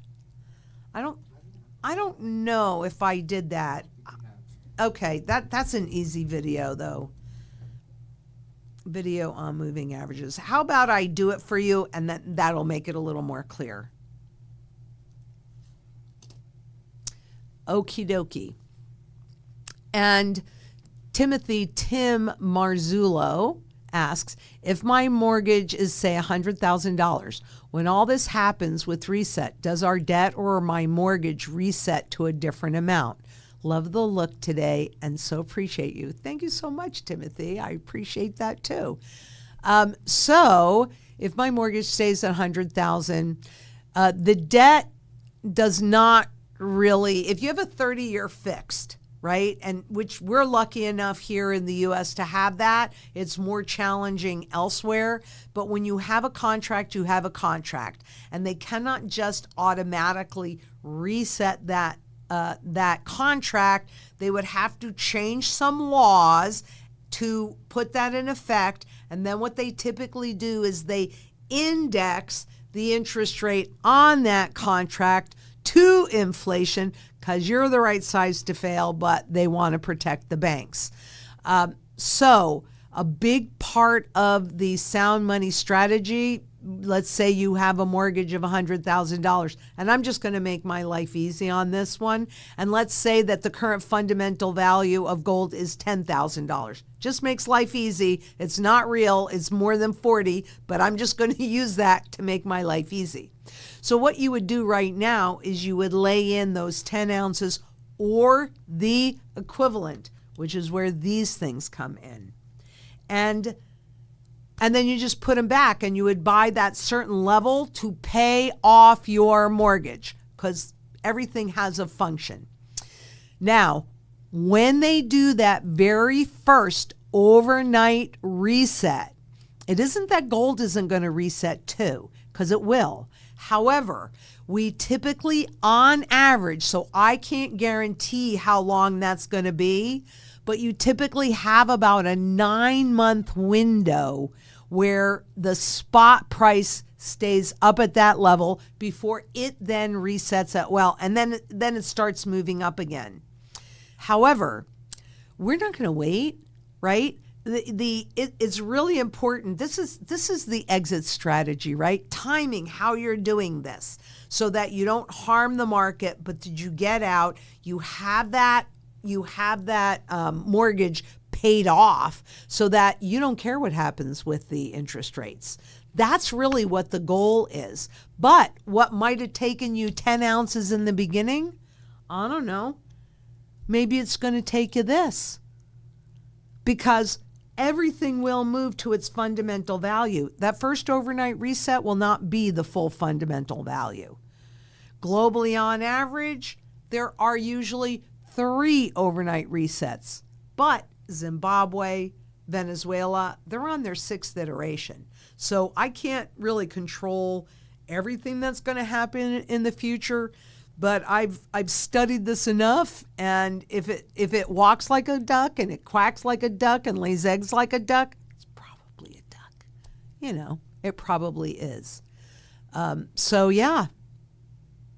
Your debt is not reset, but your wealth, your goal to repay that debt, bam, that's what's reset. And David M. Madonna asks, "Hi, Lynette, appreciate you." And I appreciate everybody that's here. I really do. I have convinced my elderly parents to convert some of their savings into gold. What forms would you recommend to diversify? We'll be talking about 15 to 20 ounces thereabout. What I really encourage you to do, David, because it sounds like you're really supportive of your parents, is to give us a call, talk to a strategy specialist so that we know what they need to accomplish, what they need to sustain their standard of living. And I don't know what their goals are. So as example, they might or might not have a mortgage that they have to pay off. They might be counting on some income from their investments to live on, and so are concerned about giving up those investments that might actually be putting them at risk. Maybe they are, maybe they're not. If they're fiat money, they are, right? So there are so many things that in the strategy we account for, and that's why everybody's is different. For me, leaving a legacy is very important. They might also want to do that. Now, it seems like they have you to help them through it. So there will be things that you're willing to do and things that you're not willing to do, right? So the whole strategy is based on all of that. So as an example of what I mean by that, maybe you want some rental property, but your parents are not in a position to maintain it, but you are. Maybe you're not. Maybe that's not something you want to do. So we need to really understand what you're trying to accomplish and all of the circumstances and what everybody has to work with so that we can set up your strategy to support that. And then, things do change over time. And so it's all done on a computer, which means we can change it as things evolve and shift. But I would highly recommend that you give us a call, have that conversation so that whatever choices that you end up making actually support what they need to accomplish and what you want them to accomplish as well. And Jimbo Khan asks, how is hyperinflation possible if they can always print and change numbers unless they want hyperinflation? Well, hyperinflation is always possible because it's all based on how much money is out there and how much confidence the people have in that money. And so in hyperinflation, what really happens is that people lose all confidence in their leaders and in their money, and they move locally. This is why local community is so important, because then what happens is people start to barter and they start to get, at first, it gets very, very local. So that's why you want a variety of different sizes in silver. I mean, even to this stuff, in silver and in gold, to accommodate that. But yeah, it's not up to them, Jimbo. What's actually the only thing that's up to the job, I should say, of the government and of the central banks is to keep you in the system so they can rob you of the wealth, because most people will not be prepared. I mean, why in the world do you think that global central bankers are buying gold hand over fist? And quite honestly, that whole pattern shifted from them leasing out and selling to pushing down the price to actually starting to accumulate and then go net positive in 2010. But they started accumulating and shifting their buying patterns in 2005. Oh, 3 full years before the great financial crisis, right? So make no mistake, it isn't up to those that are in power. They're doing their job. They're inflating away the currency, and they're using more and more inflation to keep things kind of looking okay, covering up the mess.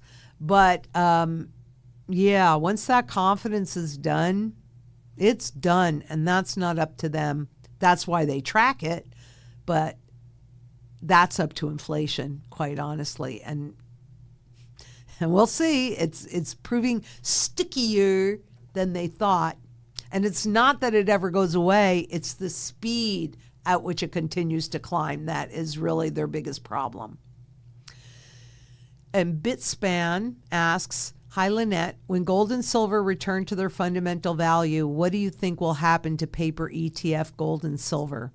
I think it'll reset into maybe something that's a bit more honest based upon the amount of gold and silver that they have in there. But the ETF is a contract. That's all that it is. It's a contract that says you own shares of a trust. You have no access to the underlying physical gold and physical silver. So, I mean, the whole system is going to be reset. The whole stock market system will be, everything will get reset. It's happening right now. It's happening every time you go and it costs you more. That is a financial reset. You just don't realize it. They've been resetting it. I'm curious, has anybody gone into the Federal Reserve Education Department, the Fed, and put in purchasing power and then put their birthday in? That is so eye-opening. It's crazy. Absolutely crazy. And by the way, that would be one thing for those that are trying to warn people that won't listen. If you could get them to look at that chart and put their birthday in there, that might, I don't know, but that might make a little difference. And Chris Willis asks, do you have an affiliate in Australia that is utilizing your strategy? I want to discuss when I emailed your company when you first started. The reply was you don't work with international clients. Well, we can still put a strategy together for you. We do have an affiliate there in that, we work with we love As Good as Gold Australia. They don't actually execute our strategy at this time. However, just the other day when I was talking to Daniel Diaz, he gave me some very good information that I brought to Jacqueline yesterday. Jacqueline's the president of the company, and we are pursuing. So stay tuned, because we might actually be able to do that. But it's going to take us a minute to figure it out. And we are definitely working on Australia, because I love Australians and New Zealanders. I mean, I have fallen in love with that part of the world, no doubt about it. Love it, love it, love it. We talk about it all the time. We've had such a good experience there. And Marshall G asks, will gold drop under 3,000 anytime soon in your opinion? Actually, in my onion, but actually, Marshall, I'll look at the chart again, but I don't think so. I think it has a lot of support. I'd have to look at the chart to tell you. I don't think so, though. I think those days are gone. Unless they get really scared and then create, I don't know, if they created 1 trillion ounces of gold that does not exist, that could certainly push it down, but why haven't they done that? No, I think gold underneath 3,000 is gone. And Stephen Brewster asks, would you consider buying commercial property in financial crash using metals? Might end up selling at a loss as not many businesses will be around to buy or rent off you in a depression.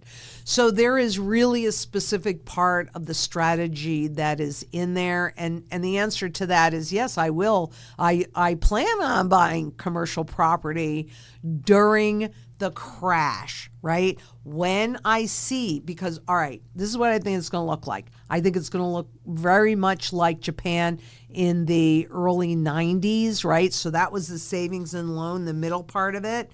During that period of time, residential real estate dropped 85%, commercial dropped 95%. So, yes, personally, I do plan on buying quite a bit of commercial property during this whole reset crash. That goes back to what we were talking about earlier in the strategy and what tools do you have to manage that or support it, right? So, yeah, I mean, like parking lots by key government buildings, that's not going away. Those legislators are going to keep meeting. Parking garage is kind of a cash cow. You know, there's also storage units are kind of a cash cow kind of thing.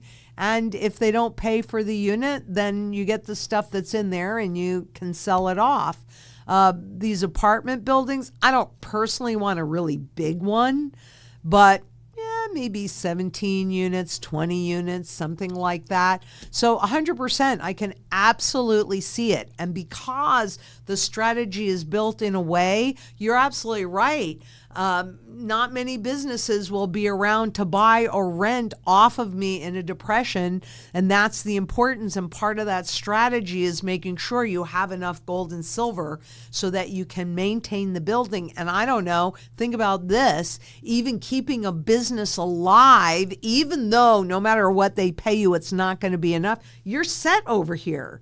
Because a big part of the problem with real estate is if it's not inhabited, if nobody's there, it really declines a lot and you have to do more maintenance. So I personally think that it makes a whole lot of sense to create a strategic alliance with somebody that will, at least at the minimum, help you maintain that building. The money that they would pay you isn't going to mean anything. So you be prepared for the property taxes, for the utilities, for, you know, whatever those regulations are. And we can do that. That part's easy. That part's easy. You just want to make sure it's all part of the strategy. Yeah, 100%. 100% I intend to do that. But I'm going to make sure that I don't have any problem maintaining that, right? I'm not going to have that expectation from the renter. I'm going to have the expectation that they help me keep this property occupied and good. And what kind of relationship, if you actually help somebody stay in business, right? What kind of relationship will you have from them or with them on the other side of this? I think potentially quite a good one. And Bitspan asks, even without a dollar collapse, silver prices have been manipulated for centuries. Absolutely. Kept artificially and extremely undervalued. Where do you see silver prices by year end, even before any revaluation? Well, the last time I looked at it earlier today, it was kind of kissing 40. 50 is the biggest level of resistance for it, and it could move to that before the end of the year. I certainly think it will do that. If it doesn't do it by the end of this year, I think it'll do it shortly thereafter. So that's my initial target, but then it needs to go above that, and it needs to break that resistance level.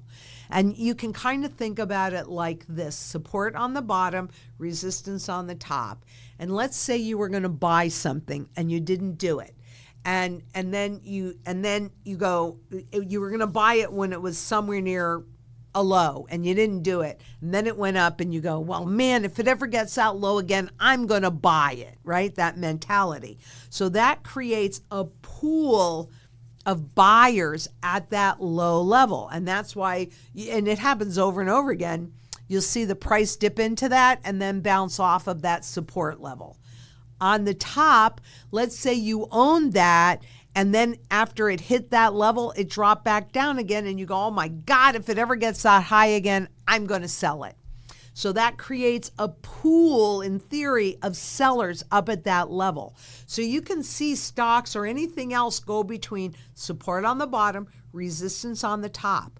When it has used up that pool of buyers or sellers, that is when it has the ability to break either out on the upside, which is what we're talking about with silver.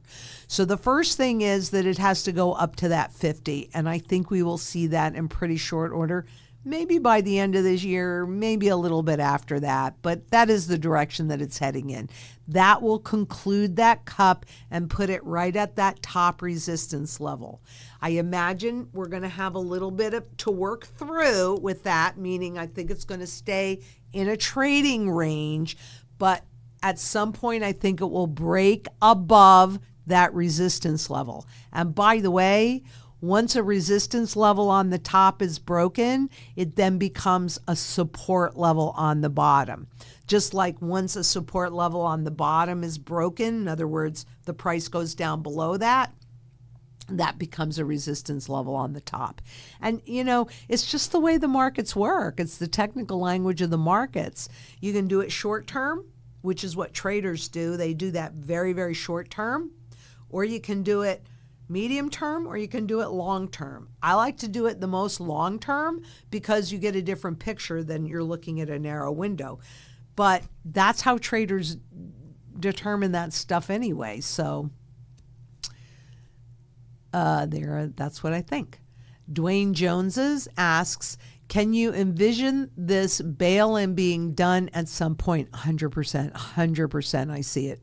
I mean, they've been warning us about that since 2008, so it seems inevitable. And could this bring gold down as cash becomes more scarcer? Okay, there are a couple things in here.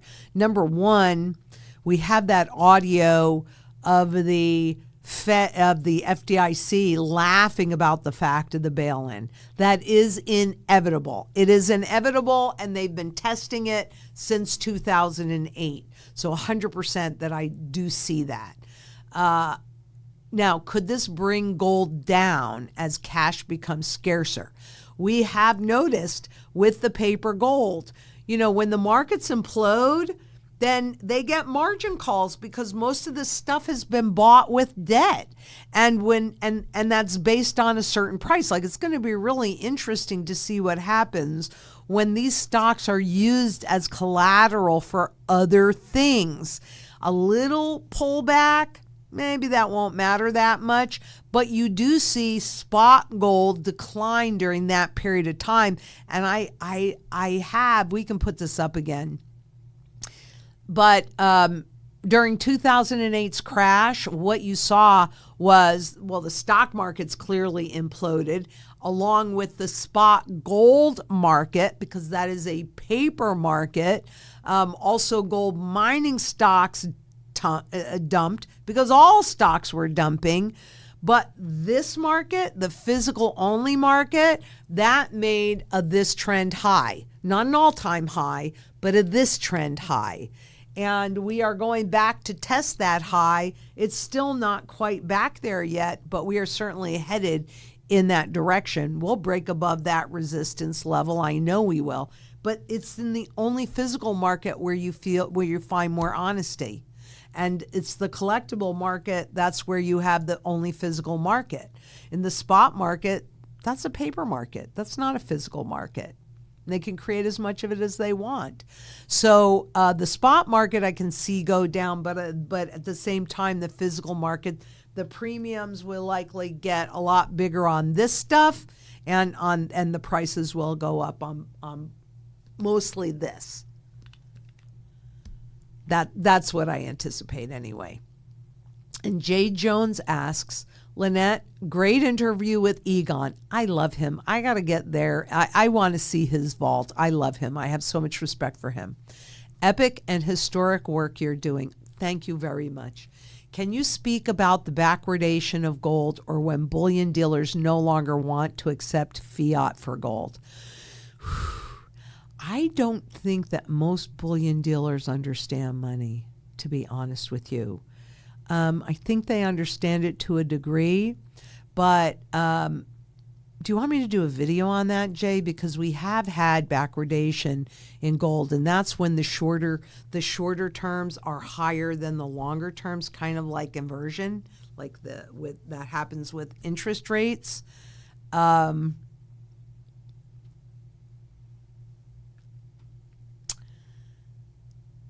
When bullion dealers no longer want to accept fiat for gold, that is such a good question. Let me ponder that one. Can you hold that question for me, please? He's really good at doing all of this. My problem is the amount of time that I have to go back through this stuff. It's a little challenging, but I haven't had an assistant in like a year and a half. But that's okay. I'm pedaling as fast as I can, and you guys are totally worth it. And I'm glad that you liked that interview with Egon, because I enjoyed it as well. And B. Rhodes asks, what backs Bitcoin? Close your eyes, and what do you see?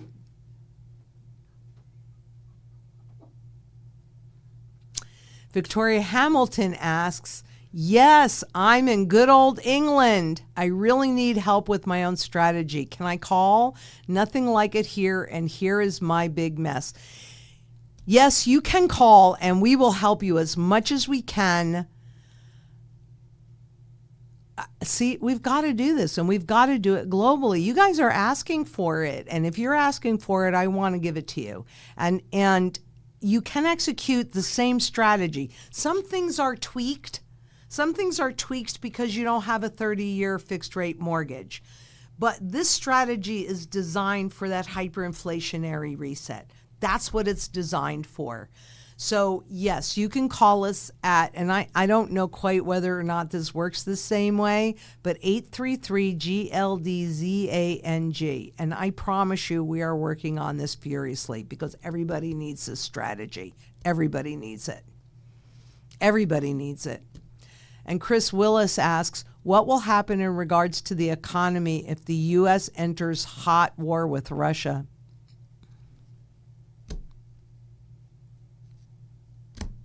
Not going to be good for anybody, and war is definitely something that is used as a distraction to make this shift, because you're looking at that. They can blame the inflation on it, and that's what'll happen, right? Of course, the inflation's going to go crazy, and rather than the stable coins, or rather than all the money printing, they're going to see that Russia, that war, see? Yeah, not good, not good. Yeah. Between the stable coins and the war, a hot war. You know, it's funny, because I know people that know a lot more about cyberspace than I do, and they have been telling me that we don't realize it. And look at all the hacking and Microsoft, blah, blah, blah. But that we've been in World War III for a long time right now in cyberspace.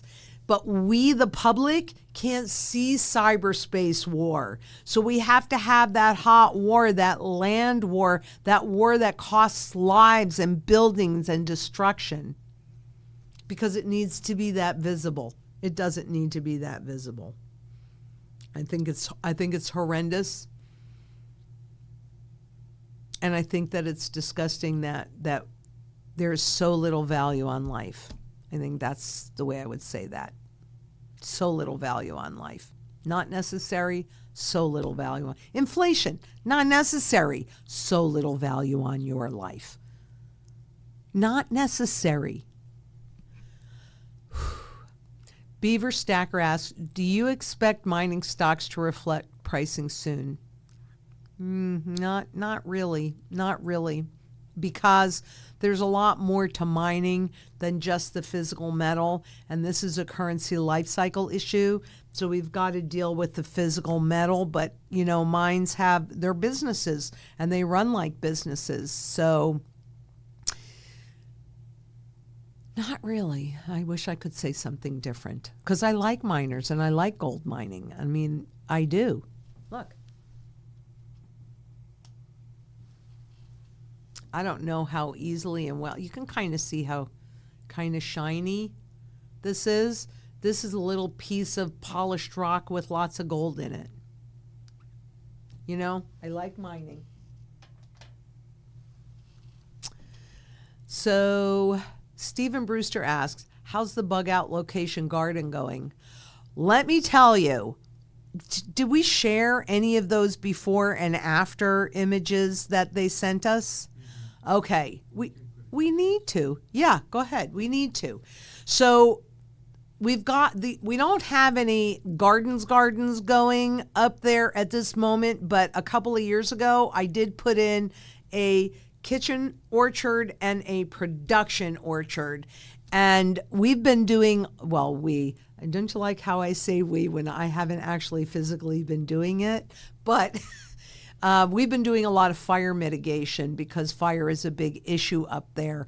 And what they have done, oh my gosh, it is quite probable that, not that there isn't room for more, but I think we have a good team up there now where they're really working well. And we've got people down here that go up there.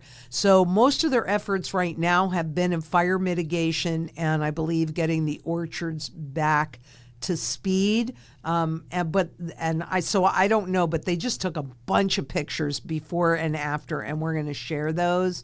And I think that they're now, because of the staff that's up there, such a great job. I'm so appreciative. They're going to be building out one of the geodesic dome grow houses. So I think we will be getting gardens in there now. I feel like I got a shot. I didn't have a shot before. I tried, but I didn't really have a shot. Now I have a shot. I'm super excited about it, and we will be sharing that as well. And he'll be sharing the before and after. This is about fire mitigation, which is like critically important. I've been yelling about fire mitigation for years now. And EO the DJ, how do you feel about collecting old comics, collectible cards, coins, stamps, etc.?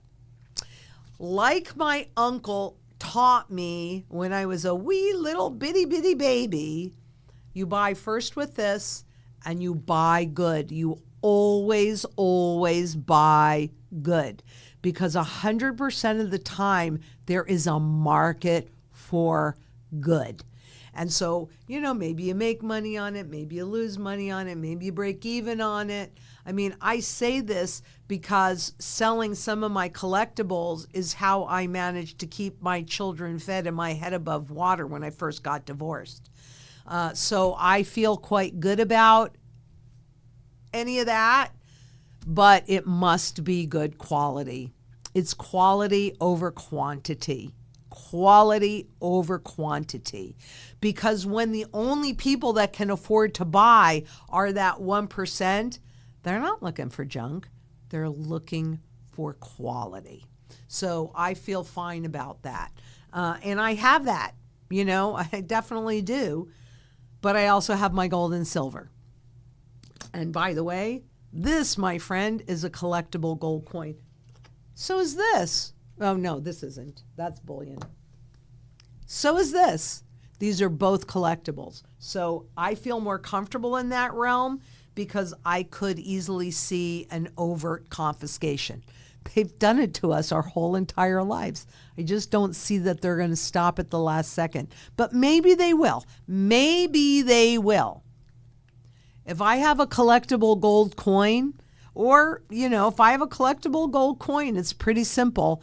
As long as I don't pay above fundamental value for it, even if it lost every bit of its collectible value, it doesn't matter. If I get to keep it and use it to execute my strategy, that's its function. Now, I do have some that what I want to have happen is for it to be passed down from generation to generation to generation. And while I do intend to be watching over my family going when I'm not here anymore, I can't really control that. So that's why I say that is my hope.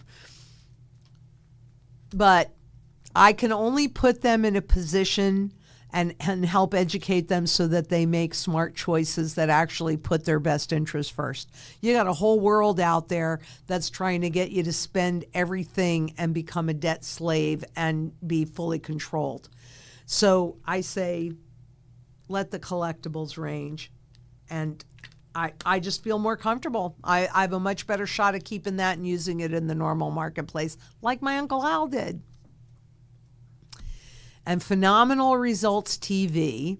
Lynette, do you think the government will ever confiscate, physical gold? I've been working on converting paper gold to physical gold.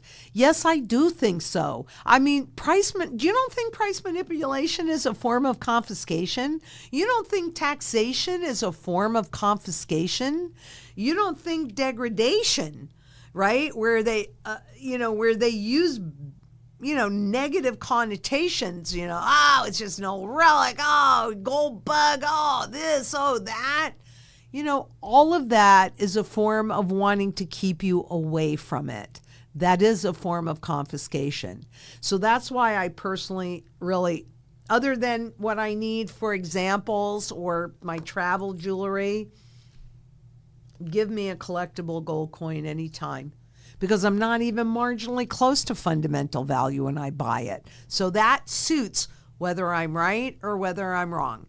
If you buy bullion and you're wrong and they do an overt confiscation, so if you balance that out, all right, you believe in bullion.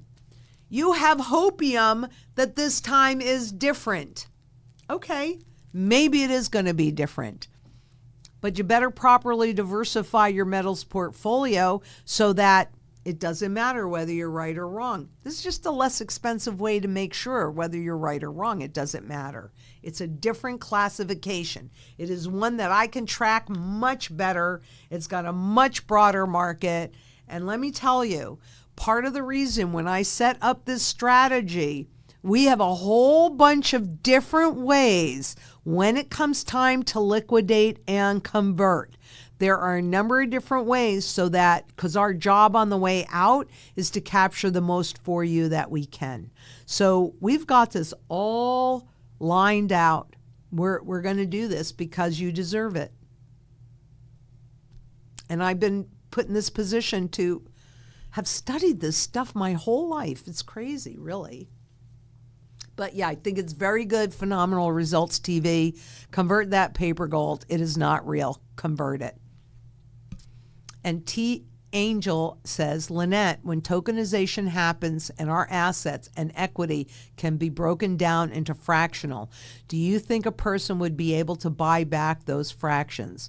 My 22-year-old daughter asked this question, and it is a phenomenal question, and I'm going to say yes. Because when I did that report on tokenization, there are opportunities here for you to also accumulate more wealth that way. Unfortunately, what is more likely to happen is people will be encouraged to spend their equity. But the answer is absolutely you can buy those fractional pieces. And you're not going to be, I don't think that you are going to be forced into the tokenization. I think that what is mostly, because if you're forced to do something, you know that something is changing, and they want it to be your idea, or they want you to perceive, I should say that's better. They want you to perceive that it is your idea. So what is much more likely to happen is that there will be a crisis, and those people that aren't prepared will have to tokenize their equity in whatever they have. If it's a house or a car or goodness gracious, glasses, I mean, they want everything tokenized. And so that's the opportunity, though, for those that are actually paying attention, have their gold and silver, have their sound money strategy in place. You're going to be able to take advantage of that, because wealth never disappears. It merely shifts location. And this whole thing is about having you in a place to have that wealth shift your way. That's my personal goal for you. I want the wealth to shift your way, not away from you. So that's a great question. And yep, we can. It's all about that. Yep. And Victoria Hamilton asks, I'm not buying collectible gold, tax-free gold, so collectible is safer? Well, I can't sit here and tell you, number one, that gold is tax-free. Now, there are a number of states where it is indeed tax-free, but we haven't gotten the federal government to do that yet. And that is one of the tools that they use to keep people away. But collectible is a lot safe, in my opinion. Yes, because my Uncle Al was sitting on at least 3,000 ounces of physical gold when it was illegal to hold more than 5 ounces. But it wasn't just the kind of gold that he held and couldn't use it. It was the kind of gold, it was this, right? Because then things weren't slabbed. So it was just the raw gold that he'd go into the houses of these very wealthy people. And they go, well, we have these gold coins. We can't do anything with them. And I'll buy them. And so he was sitting on over 3,000 ounces of this stuff when it was illegal to hold 5. Yeah, they're a lot safer. Yeah, in my opinion, and historically proven to be a lot safer. And Solidify asks, hi, Lynn, long-time listener. Thank you. First-time commenter. Great. I'm so glad you're doing that. I love the participation. Question for you. Currently purchasing 1-ounce silver maple leaf for 58 Canadian dollars. Is this a good price? I'd have to do a translation of it. Can you ask somebody real fast? We'll come back to that, Solidify. But 58 Canadian for 1-ounce silver maple leaf, and we'll find out, because we don't do that here in this room, but we can find out. And Gloria Kuri asks, recommendation: what to do with heavy twisted 21 karat bracelet that has been repaired too many times and can't be repaired again. Jeweler making into something else. Nuggets. Just keep it. You don't have to turn it into anything else. See, this goes back to the earlier things about how strong and the other additives in there, but gold and silver in any form is monetary at its base. And since it's already broken, would you mind clipping off a little piece of it? Does it have links? How easy would it be to just cut a little piece? Like, quite honestly, if I didn't need the whole, I think this is like an ounce. I think I weighed it one day. But if I only need a little piece, I wouldn't care at all about clipping that little piece off. So if you have a 22 karat bracelet that you can clip, just keep it. Why pay any fees for it? It's fine. It's monetary at its base. And okay, so we're waiting for that response. Is there any way, I don't know the answer to this. Is that the last question? That's the last one that's come through. Okay. Is there any way that we can answer that for her if she's not online? Yeah, I can have her send us an email. Okay. Why don't you do that, and then we can let you know. And I don't know if you're a man or a woman, but we'll let you know. And I really appreciate you being a longtime listener. I so appreciate you making a comment. Please participate more. Please. We need to keep this conversation going.